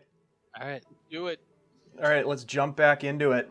So you guys have arrived essentially at, as I described, sort of the outskirts of the greater Burle area. And you see just up ahead as you're traveling on the road, there is a farmhouse, and you hear a scream that draws your attention. And you look over, and with the moans, you see this horde of undead just surrounding this small farmhouse. And Find a horde. roll a perception check. You look over, and Irin, you easily count 24 figures that are sort of shambling towards this farmhouse. Some of them quite large, and some of them much more sort of standard humanoid shaped. Some of them like possibly things that were not, say, human. Correct, like Specifically. larger than human. Yep. Mm-hmm. Yep. I mean, as long as they're not more human than human, we're okay. Is there anyone fighting them? Roll a perception check, Rhunar. Yeah, Rhunar, you look down and you see that there is someone that is almost in the middle of this horde, just swinging a mace. All right. Can I tell with that roll? Can I tell what kind of enemies they are? Are they like Couple of things. skeletal? Most of them, 99% of them are human-sized. They do appear from your distance. It's hard to tell, but they look to be a little bit of a amalgamation of types. Okay. So there are some skeletons, it looks like. Okay. Possibly some zombies as well. And then there are these larger creatures that you're not exactly sure about. All right. And in the middle of this horde, you see this individual fighting them off, and you also see a small group of people that are in a tight formation that run into the farmhouse and slam the door shut. So Theo is immediately summoning the sword and riding in to help. Okay. Let's go ahead and everybody Let's roll get in there. initiative.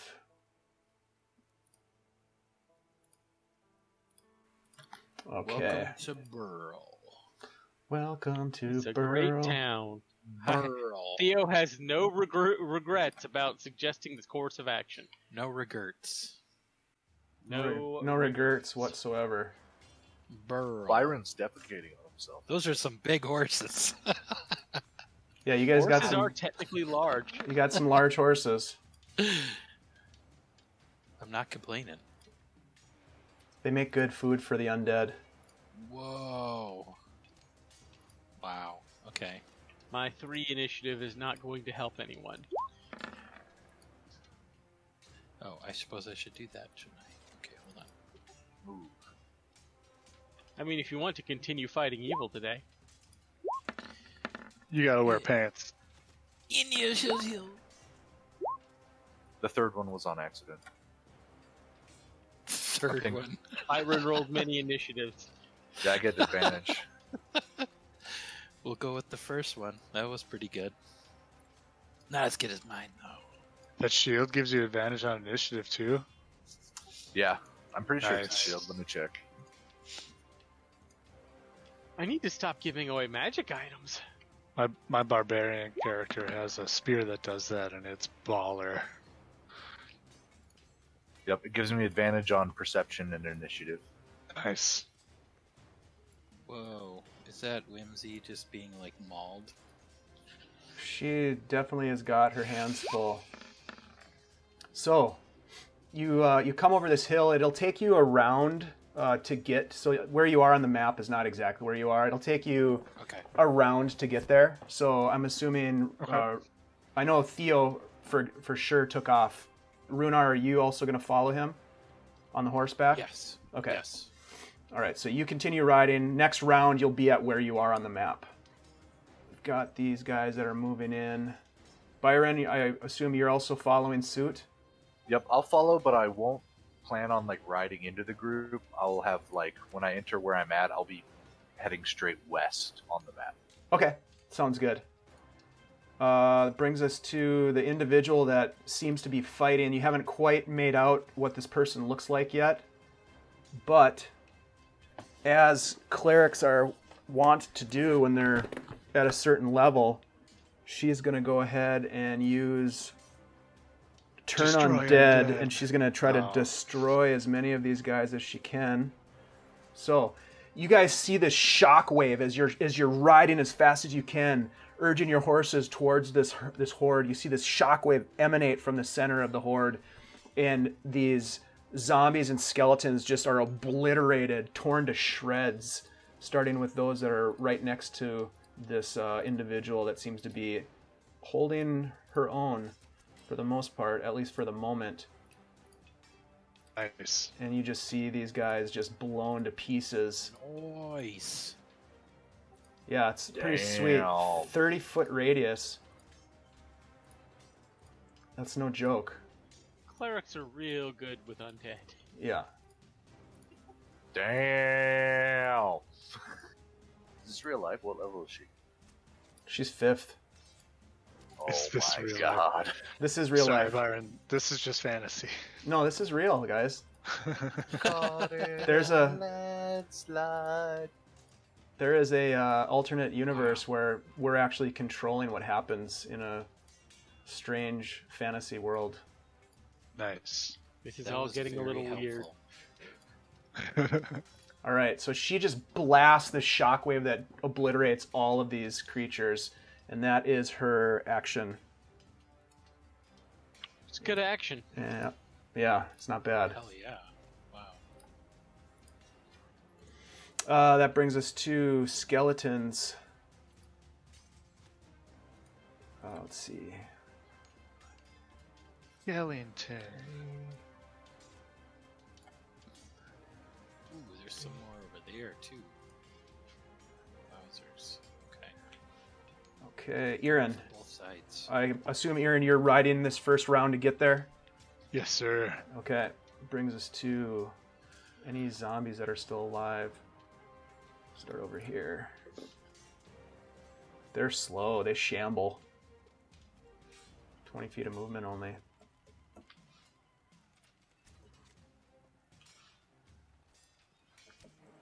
They seem to be closing in on the house, not even taking notice of you.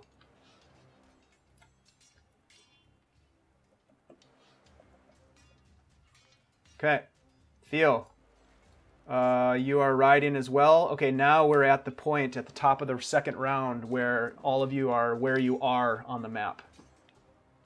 So Okay. go ahead, Rhunar. You just hear this cacophony of moaning and growling and shambling. How does... Okay, I'm sorry, but how does mounted combat work? You are able to... That's a great question, actually. You can certainly attack with bow or with swords from a mount. You can control the mount. It doesn't really alter your combat abilities. so much. I think if you're a cavalier, it does, but I don't think it does if you're just a. Yeah, unless you have special abilities that Right. deal with mounted combat, it's pretty normal. The only thing that gets weird is like movement. Yeah, your speed. All right, so let's bring that up. That's a great thing to know here. So your speed on a horse is 40 feet. So you have additional speed. And let's see here. I think that means the dwarf could outrun a horse. The dwarf can probably outrun a horse. could, yeah. Yeah, so you can certainly ride and attack from your mount if you want. That's not working. The biggest benefit is that you get additional movement. Yeah, I'm not thinking that's a huge benefit right now. I don't want my horse to be eaten. So I'm going to just move up 1, 2, just to utilize a little bit of his movement, and then So you move 10 feet on the horse? 10 feet is just one slot for the horse, right? Correct. So that's 10 feet right there. Okay. So I'm going to move to here with the horse. Okay, so that's a total of 20. If I hop off the horse and like smack him on the ass to get him out of there, Mm-hmm. is that like additional actions? Like, does that? It will be movement to jump off the horse, and Okay. you can use a free action to interact. We'll call the horse an object for the sake of this, and you can go ahead and smack the horse, but you will need to roll an animal handling check. Okay, so I'm gonna hop off, give him a smack in this southward direction to get him away from the zombies. So roll animal handling. Okay. It just kind of looks at you. Lazy ass. All right. And I'll turn around and attack this guy right here. And I'll say that you have, we'll say you have 10 feet of movement left, since you used, portions of the horse's movement. That hits. Okay.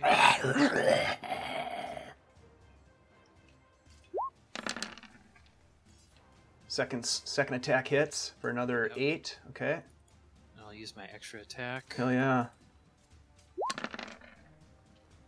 Yeah. There we go. Yeah, you with the third slash across this undead, it goes down. And let me see where I'm at. So do I get my? I'm sorry. How much movement do I get on top of what 10. I got off the horse? 10 feet. 10. Okay, so I'm gonna go 1, 2. Yeah, and I'll hold here. That brings us to the big boys. Oh, didn't somebody have Irin?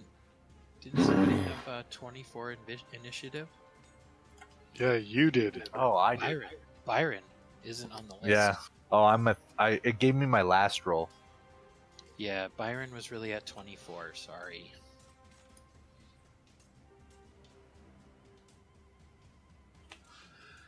Okay. Let me change that.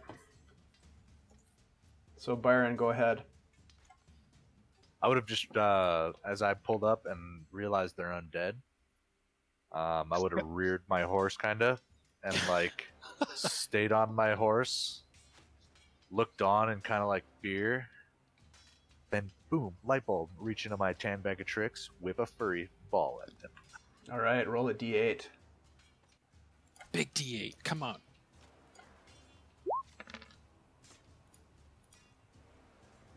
What's that? That is a ape. An ape? Nice. Not a jackal. No jackals. Where are you going to throw it? I'm going to whip it 20 feet right at the big guy. Right Okay. there. Yeah, easy enough. You don't need to roll for that. It's close enough. All right, you drop an ape on the field. Smash. And then if I can, I'll just ride, like, over here a little bit further away. But I can't actually control my horse either. It's not working. Weird. Now your horse is Perfect. riding you. I'm cool with it. Gave him some ear scratches. We're friends now. All right, so you're able to that creature acts on your turn. You remember how that works? Yep, I can control it as a bonus action to command it. You can use a bonus action to command how it moves and what action it takes, or you can give it a general order, and in the absence of any updates, it'll just act in a fashion appropriate to its nature. Yep. So, okay. All right, It's anything either else? going to be murder undead or run from undead. Apes. Oh, I'm going to encourage it to kill the undead, by the way, Okay. as a bonus action. All right, so you use a bonus action to encourage it. Yep, be like, go kill the ape. Go kill the undead. All right, so it'll get its action this round. So it gets 2 fist attacks. Yeah. Ooh. So go ahead and roll. Will those be D4s? Nope, they're D20 to a hit. So roll two D20s, and they get a +5. That's pretty awesome. Yeah. Wow. Okay. Get it, ape? So they got a nat 20 on one of those and a 2? So is that like first one? So misses, it'd be a second 7 and a 27. Yep, the 7 misses, but the other one hits for sure. So roll 2d6 plus 3 for bludgeoning damage. Nice. So this ape just appears in front of this huge ogre-ish looking zombie and comes in and takes a couple of swings and pops it right in the chest, and its fist just kind of sinks into its sort of putrid, soggy flesh, but it definitely does damage. All right, anything else, Byron? That'll be my turn. All right, so then it comes back to these big old boys, and the one that just got punched is going to swing it. It's actually carrying a Morning Star. It's going to go ahead and swing it at the ape. Oh no. Okay, the undead weapons. 19, I'm pretty sure that hits. Yep. Ape has an AC of 12 for 13 damage. Wow. Okay. The ape just takes a bash from this Morning Star and just kind of falls backwards. But it's still alive. It's dazed. None of these other guys were able to get in. So now it's Whimsy's turn. She is Go going Whimsy, to... go Whimsy, go, go. She's going to step towards the house. 5, 10, 15, 25. Get some of these. She's going to step up to this skeleton here. And she is going to take a swing with her mace. And Yeah. she hits for 1 damage. Come on. Really? She tried so hard. Yep. Nice. Kills 100. mace. All right. Barely hits Brings next. us to the skeleton that she's fighting is going to take a swing back at her with his short sword. Skeleton attack. 16. No, that misses. She bashes it out of the way with her mace. 30. That one can't quite get there. This one sees you guys. 5, 10, 15, 20. This one's going to attack your horse, Theo. Oh, Theo's There. horse. A short You sword should attack. have named your horse. Your horse has an armor class of 10 and 19 hit points. I rolled a natural 1. So that misses. All right, that brings us to Irin. All right. Oh, so as is my nature, I'm going to go big. So I'm gonna ride my horse at this close, I don't know, ogre undead dude. But I want to like veer to the right at like, you know, with so there's like if I was, so there'd be like a 5 foot space like between him and my turn, You know, so I'm like riding towards him to here, and Okay. then make a hard turn to ride this way. All right. But when I do that, I'm gonna jump on him. I got it. So your horse is going to go one way and you're going to jump off of it? Yep. Got yep, it. Yep. Yep. I love it. It's just like I'm Bruce Willis in Red 2. Nice. I'm not as cool as that. Cooler. And yeah, jump off the horse and attack him while in flight. Okay. I love it. Should I just make Roll- attack roll? Yeah, roll What do you want me to- acrobatics first. Yeah. What do you want me to do? I want you can to do roll it. acrobatics. Hoo-ha! Okay? 12. So you leap from the horse Ah. and you're coming down towards this large creature, and what are you going to do? Yeah, I feel like I'm like leaping like Superman leap. So I'm just gonna try to like just kind of like clothesline him on the way by. Like with your flying arm just clothesline. right in the Yeah. neck? All right. I love Yeah. it. That's cool. Yeah. Yeah, that hits for sure. 7 bludgeoning Ooh. damage as you just hit it with your forearm right in the throat. Yeah. And this thing, how tall is this thing? How big is it? Yeah, they're large, so it's probably like 7 feet. 7 feet tall, I would say. Okay. Maybe 8. So I want to like, for my second attack, like, so I do the clothesline and I want to kind of like hook him with that arm. So I Yeah. kind of like swing around back Yeah. and then use my other hand to kind of like push away, and then kind of pull in. So I kind of like almost like probably don't really pull him off balance, but like kind of like do like a backbreaker, like knees, just plow knees into his back. Mm-hmm. If that makes sense. Totally. Right in the spine. Yeah.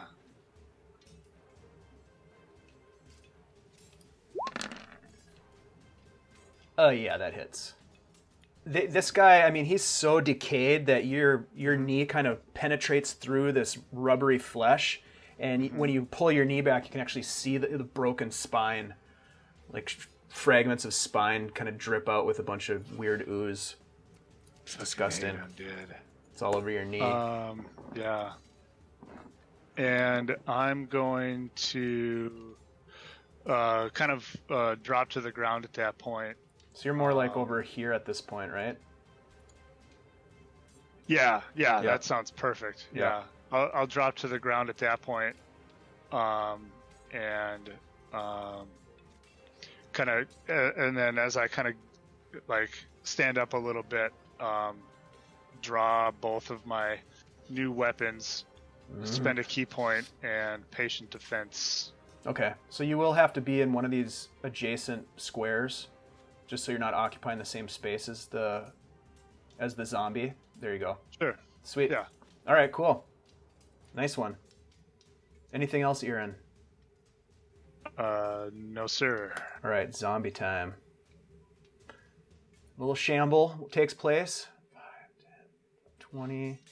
This guy's going to attack Whimsy with a slam attack. 12 misses. This guy's also going to do a slam attack. Ooh, natural 20. He comes in and he just, with both arms, just racks her right across the face when she's defending against the other one. She didn't see it coming. And she takes 5 damage, bludgeoning. She keeps standing, but she takes a hard blow. Let's see, 5, 20.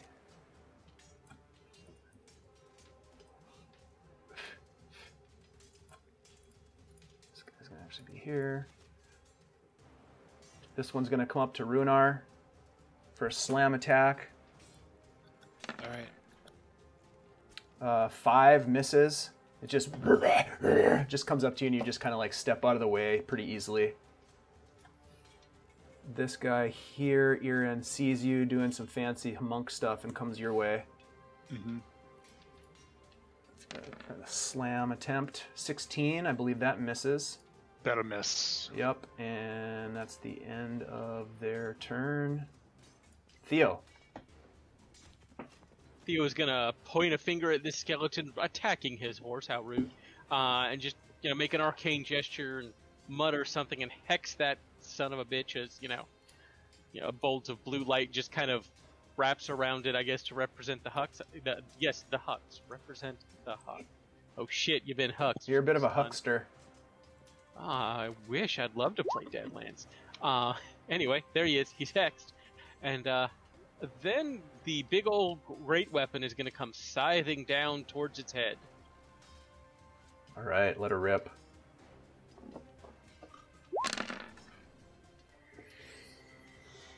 Whew, yeah, that'll hit.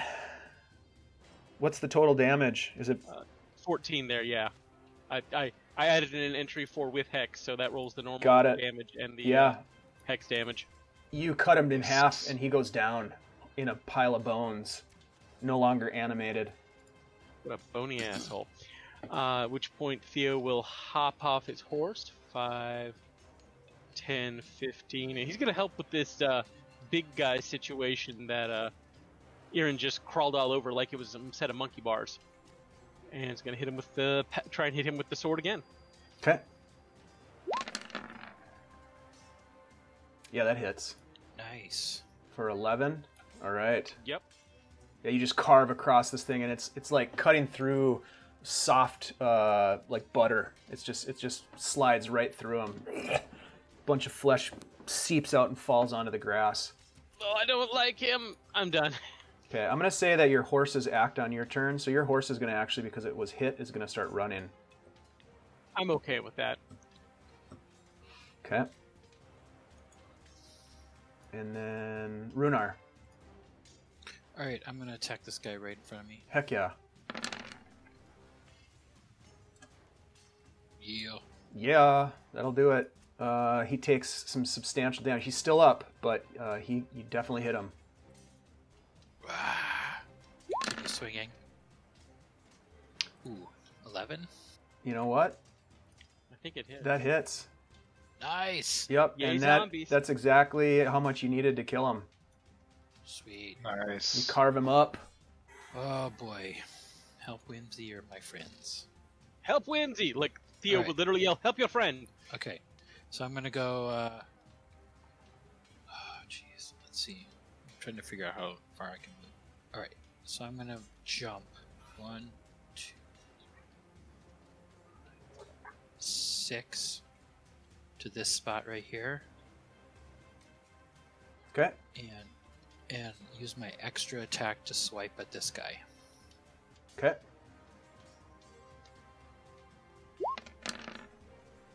Yeah, that'll hit. Nice! For 12. It takes notice of you as you slash at it, and it turns its head. Okay, that's it. I'm done. All right, Byron. All right, I'm gonna kind of make a looping ride. I'm gonna kind of like go 5, 10, 15, 20. Kind of curve into the left here, 25, 30. I think that's good. And I'll throw another fuzzy ball. You can't stop your horse right there because you'd be on top of the other horse. Ooh. So just find a different That's option. a big horse. Dang. Can I be there? There. Yep. And I'll throw my ball kind of over this way. Okay. Roll a d8. 3. Baboon. Baboon! Baboon! Whoa. Sorry, Something One just of these times broke. I'm gonna get something beast. shook something off my desk there. Somebody went I'll full say. beast mode. Well, it's exciting when a baboon gets thrown out onto the field. Where are you putting it? I'm kind of throwing it more like over here. Okay. Mostly as a distraction more than anything. And then as a bonus action, I'll tell it to engage this guy. Okay. And then this gorilla guy will take his 2 attacks against this guy. So first off, do the baboon attack, which is a d20 plus 1 for a bite.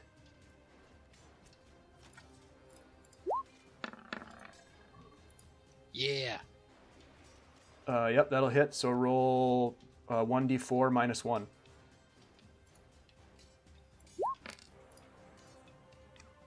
So 1 point of damage on that guy. The bite. And then the ape, go ahead and roll 2d20 plus 5 on each of them. Yeah. Wow, nice. What's that? We believe in ape. So Added them together. So a 25 25 and 23. and a 23. Yeah, both of them hit. So for the natural 20, go 2d6 plus 3.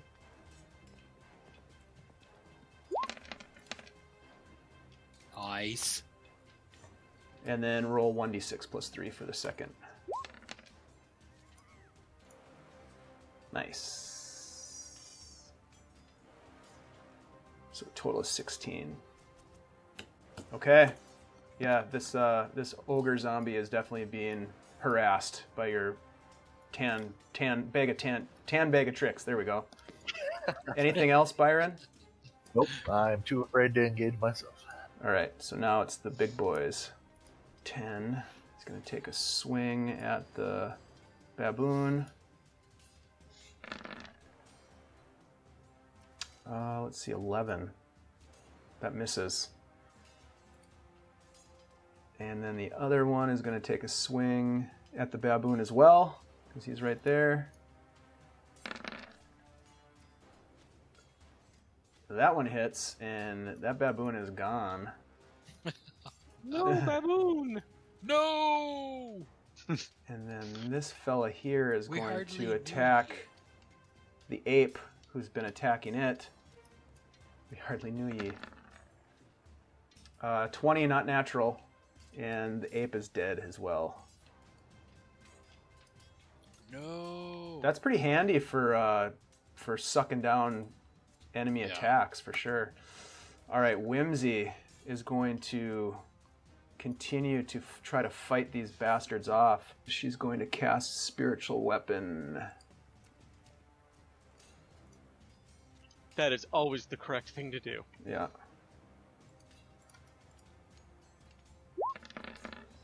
And let's see. I'm going to drop it right in between these two guys here. And 22 for 13. Yeah, so she attacks with her spiritual weapon and obliterates the skeleton right here. That was her bonus action. And then with her action, she's going to take a smack at this zombie in front of her. Best spell ever. Yeah, it really is. Although Spirit Guardians is a close second. Heck yeah. Spirit Guardians is That hits. one. For one. Yeah, she board. doesn't. She's doing terrible damage with her weapon, isn't she? However, she did kill 1, 2, 3, 4, 5, 6, 7, 8, 9, 10, 11, 12, 13, A lot. She 14, killed 15, a lot. 16, 17, 18, 19. Yeah. She killed 21. We're not. No one's keeping track of kills here. It's fine. One blast. She's a little ahead of the game. Yeah. All right, skeletons. That guy's dead. This guy's going to come in behind her. He has advantage. Advantage? Advantage. Advantage. That does not hit her. Her AC is 18. She steps out of the way as he tries to slash her with the longsword. I think that's the only skeleton left, so that brings us to Irin.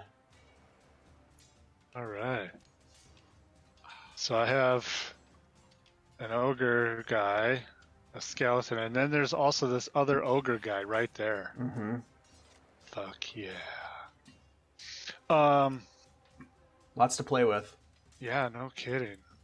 So I'm gonna take a swing at this, the first big guy that I attacked with my mace called the Hand of the Wanderer. 13 to hit? Yep. On which one? This guy here. Yeah, that hits. 7 damage. Yeah. Okay.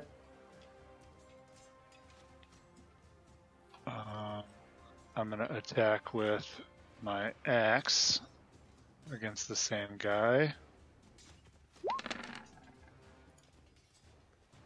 13 again. Yep, that hits. Slashing. Nice. Yeah, he's taking some damage. But he's still up. Okay. I'm going to spend a key point for Flurry of Foes. Flurry of blows. Flurry of blows. And I'm going to give him a kick. Hiya! Yeah, that hits. These guys are not hard to hit. They're big and slow. I am going to make him. I'm going to force him to make a dexterity saving throw. DC 15 or fall prone. 16. All right. He succeeded. Ah. And I will make this time a headbutt. That hits. Yeah. What part of his body are you butting? I guess probably like his thigh. Okay. Yeah, you just use your forehead as a weapon and crack it. Yeah. And Yep. then His leg buckles a little bit from the blow. I will force him to make another dexterity saving throw, DC 15. 13. All right. So he goes The prone. force of my blow is too much, and he falls to the ground, prone. Nice. Nice. Woo! All right. Anything else, Irin? No. All right. Brings us Get 'em while he's to down. Get 'em while he's zombies. down. Oof, Whimsy. All right. So she's being completely surrounded. Oh, he just left my. I get an attack of opportunity on that guy. Go ahead. Yep, that'll hit. Nice. Yeah, that one's dead. You cut him down as he walks away from you. Sweet. All right, so this first one is going to take an attack at Whimsy.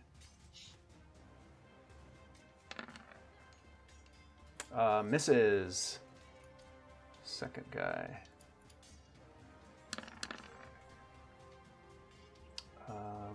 That also misses. Nope, that one hits. She takes 4 bludgeoning. All right, next one. That misses. 4. Ooh, that one hits 21. So she takes an additional 7 bludgeoning. She's taking a beating over here. All right, these two guys.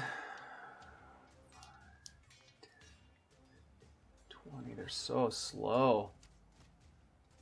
Irin, this one's going to take a swing at you. Okay.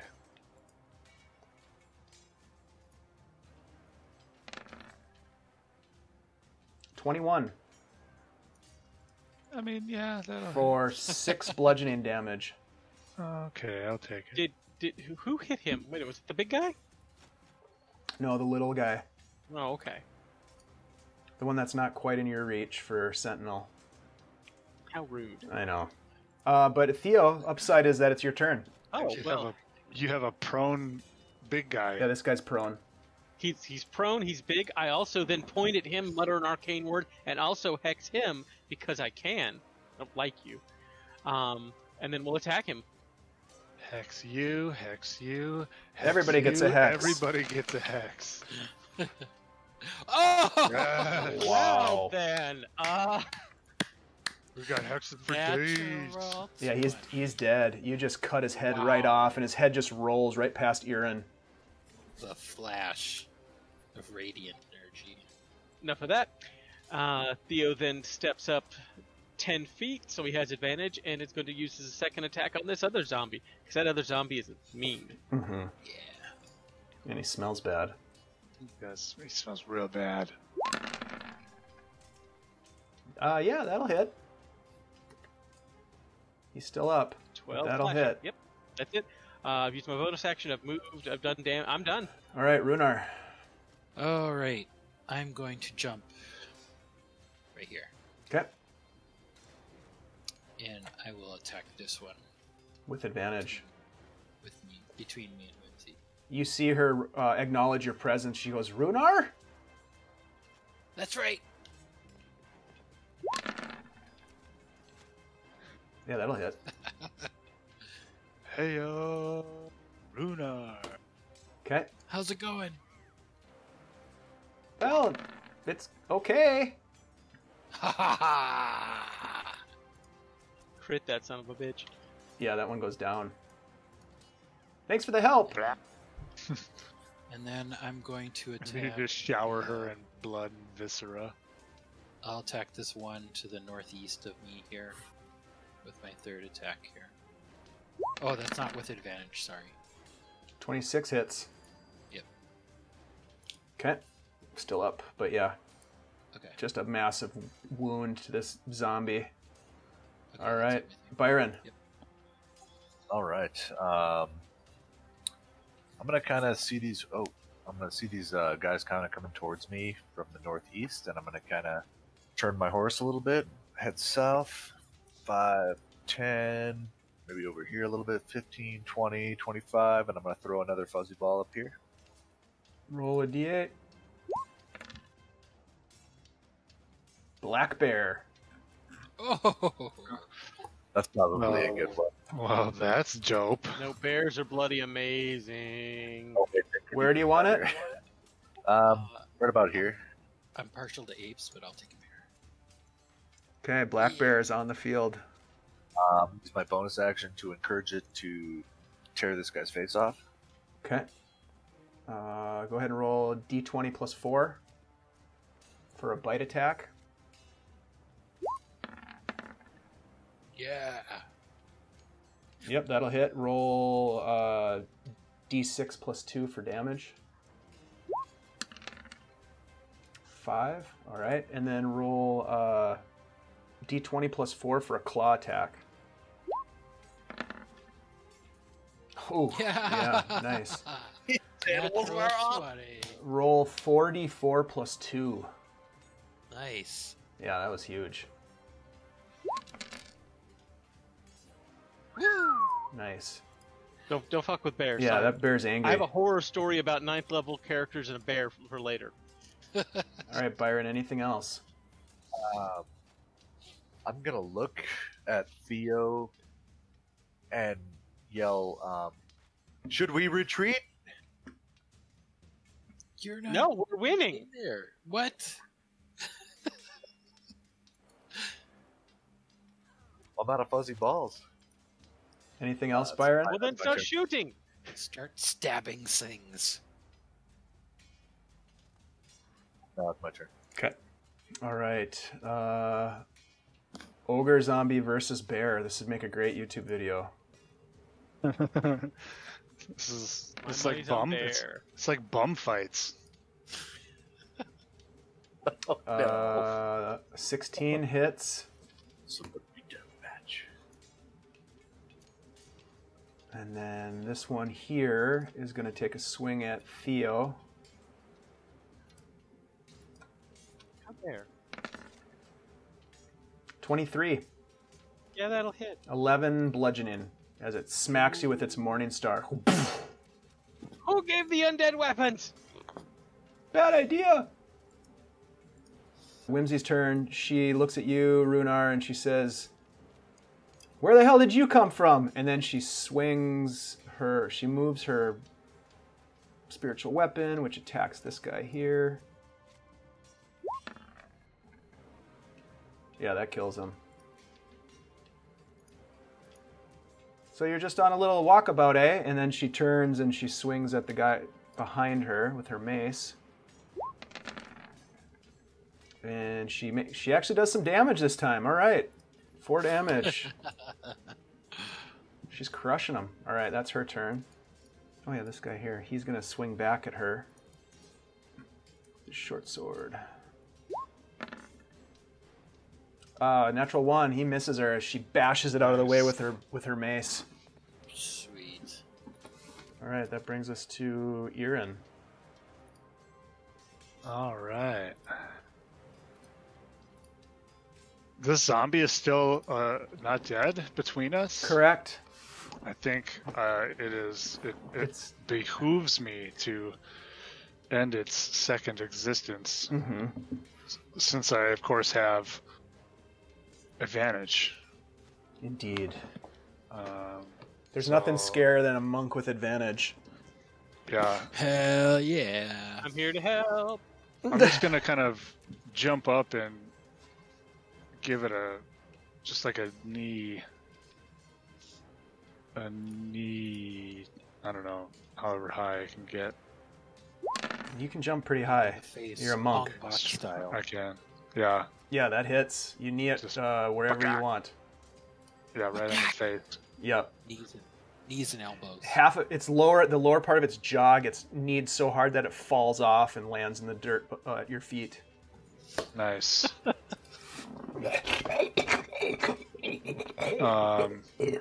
And I am going to use my second attack to just kind of like give like a upswing strike with my mace. Oh yeah. It's really hoping for a... Yeah. And with the mace, you smash it across the face, and its head just flies through the air and lands over by Byron's feet, right in front of his horse. Roll an animal handling check, Byron. Is Byron still on the horse? I never got up.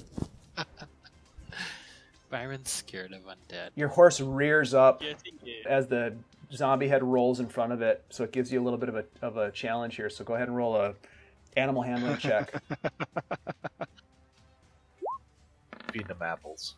You're able to rear it in, but it kind of bucks and starts to make its own movements, and you end up right here. Nice. All right. Anything else? Actually, totally okay with that. Yeah, I am going to kind of nod to Theo, give a little smile as I see that out of the corner of my eye, and then kind of look up to this guy and say, "Hey, ugly," and then kick it in the kneecap with my bonus martial arts attack. Nice.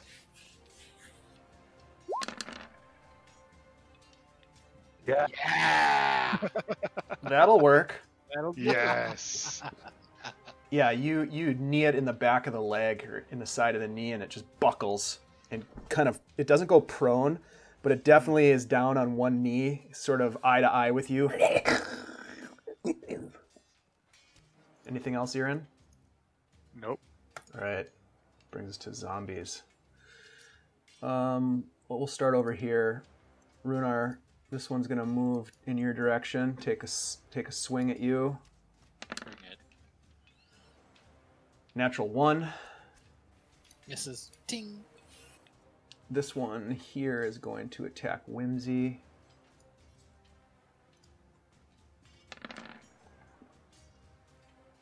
Misses with a 10. This one here is going to also attack her. Oh, shit. Natural 20. Wah. Damn. All right, so she takes 13 bludgeoning. She just takes a huge blow. You watch as this thing behind her just smashes her from behind, and she kind of lurches forward, and you can see her eyes kind of roll back a little bit, but she's able to maintain. She does have to make a concentration saving throw. I think spiritual weapon Is not concentration. Beautiful. Which one hit her? The one behind her? Correct. This one here? Correct. All right. 5, 10. This one is going to attack the bear. Let's see. 16. Bear's AC is... Yep, the bear is gonzo. No! We loved you. Alas, poor bear. We knew you, Ratio. This one's... Until the Byron, you watch as one of the zombies' arms outstretches, just coming towards you and your horse. Oh, shit. Irin, maybe you didn't see this guy coming around the other side of this big fella, but it's coming after you. Oh, no, he's right where I want him. Yep, he misses with an 11. And that is the end of their turn. Theo, back to you, sir. All right, Theo scoots around here to get opposite his good friend Irin because he loves advantage. Points the blade at this hulking undead monstrosity. Hexes him as well, because hex you. And then lays about attacking with sword. Roll with advantage. Yes, that hits. Wow, nice. 17 points. I assume Huge he's still standing. blast. He's still up. These guys are pretty And- hardy. Again comes another snickery snack. Chunks of flesh are flying off of them with each hit, but they're hardy beasts. That hits. Yeah. That was my move bonus in action, so I am done. That was a big hit right there. He looks rough. Rhunar. All right, I'm going to jump. You're going to take an attack of opportunity. Yep. That misses with a 6. Okay. I will attack this guy. Ooh, that one misses. Natural 1. Damn. You would have had advantage. Oh, I yeah, you had do have advantage. advantage. No, that'll Will you hit. take the second roll? Yep, that'll hit. Okay. We'll take that damage too. All right. He's still up. Okay. So, technically that would be +1 to damage. Just FYI. Okay, he is still up. Okay.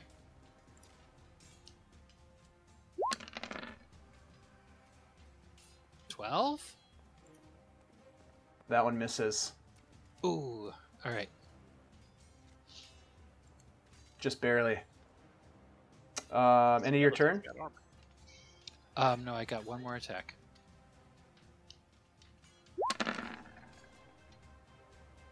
There we go. Yeah, that one hits. And he goes down. You just hear Whimsy like, so where did you guys come from again? As she's swinging around and fighting these things. I'm just gonna say Saltmarsh, and I'm gonna move up here, and then I'm gonna move. Well, let's see. Sorry, I moved. You have 10 feet of movement left. Yeah, I have 10 feet, so I'm gonna go 1, 2, just to give this guy options. All right. All right, cool. All right, Byron. I'm going to bring my horse around, and I'm going to ride it this way. 5, 10. Roll another animal handling check for me before you move too far, just to see if you can maintain control.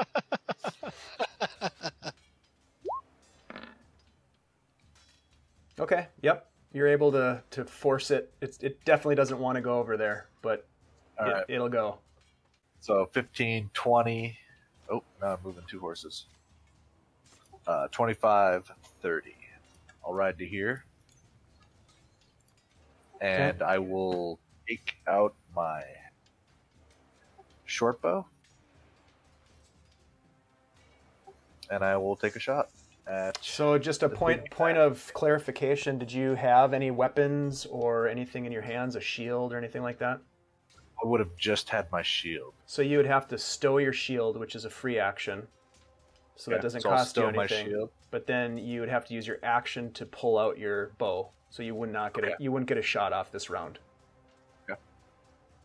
You still want to do that? Yeah. Okay. Anything else, sir? That's all I got. Okay. Brings us to... Oh, yeah, we still do have some guys up here. This guy here, Theo, looks down at you and goes... That's not common. And is going to take a swing with Morning Star. 24. He'll hit. For 17 as you take a massive blast from the Morning Star. And Irin, this one is still after you since you've been beating the tar out of it. Because, you know, it's only fair. I mean, I only hit it once. But it hurt. It hurt real bad. Oh, I just rolled a natural 20. Ooh. 21 bludgeoning as you take a massive blast from a Morning Star. Theo would like to react by hitting that guy with a sword for hitting his friend Irin. You should. Yeah, that'll hit. Sentinel. How much total? 21 total. Okay, he's still up, but he looks like he's about ready to fall. Are you, Theo? Back to Whimsy. She's going to use bonus action to move her spiritual weapon right here and attack this one. Yeah, that'll hit. 8. And then she's going to swing with her mace at the same one. Oh, there we go. That'll do. Yep. Ayo. Still up, but it looks pretty rough. Brings us to Irin. All right. I am going to smash. I have 2 people. Where's Theo? Literally just on the other side of the big guy. Oh, you're under that other token. Which is why I can't see you. Yeah. All right, it shows me over the baboon. I apologize. Yeah, Dave, can you move the baboon and the bear? Awesome. Theo. So yeah, I don't like this big guy anymore. We were maybe gonna be friends for a little bit, but after that hit, I am not his friend. So I am going to attack him with my mace. The Hand of the Wanderer. With advantage. With advantage.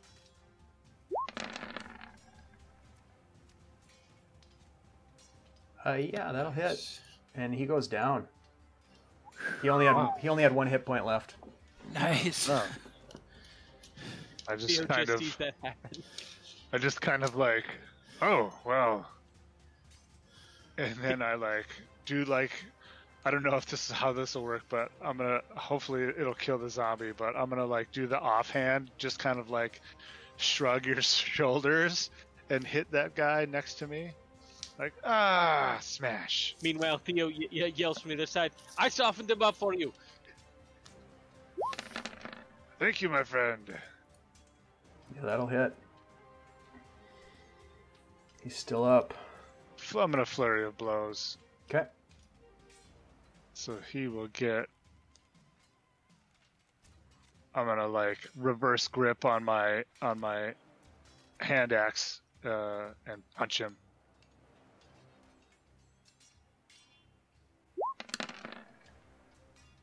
Oh. That one hits. Nice. I will cause him to require him to make a strength saving throw, please. Oh yeah. DC 15. 9. 9. He will get pushed back 15 feet.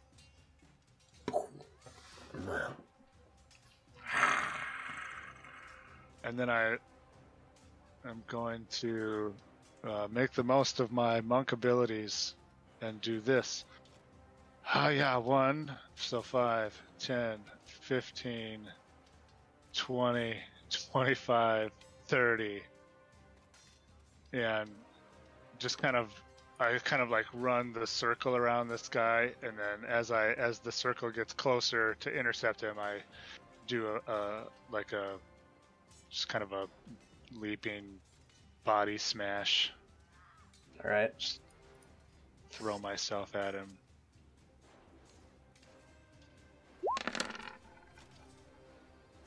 Yeah, that'll hit. Okay. Nice. These things are so big, it's almost like he doesn't notice you, but you definitely are doing damage to him. Right. He's so focused on Theo. They're not intelligent creatures. They are not. No. That's all I got. All right. Byron, this one is still intent on you and your horse. Horses are good brain eating. Yep. This one comes around behind you, Theo, and is going to attack you with advantage. How rude of it. I don't know. 21 for That'll hit. 7 bludgeoning. Okie dokie. Let's see. This one is going to 5, 10. It's going to attack Whimsy. That hits. 3. Oof, she's looking pretty rough, Rhunar. You see her take another massive blast. This one here, going to attack you, Rhunar. Bring it. Natural 1. Ha ha! Ting! 5, 10. This one comes back after you, Irin. 12. I believe that misses. No. Not even close. Theo, back to you. All right, Theo's not going to move because that would be a bad call. But he's going to, as a bonus action, hex the big guy again because screw you. And go snickery snack with the greatsword. Wow. Yeah, that'll hit. 14 points. I assume he's not dead. No. The blade comes back down in another arcing swing. Nice. Yeah. 13 more points. Nice. Wow. Yeah, you're slicing them up pretty good. And moving is a really bad idea right now, so that's all I've got. I'm done. Okay. We're at the top of the order, and it's getting kind of late, so I think what we'll do is we'll break here, and then we can come back next week at the top of the order with Rhunar, and we'll finish this encounter.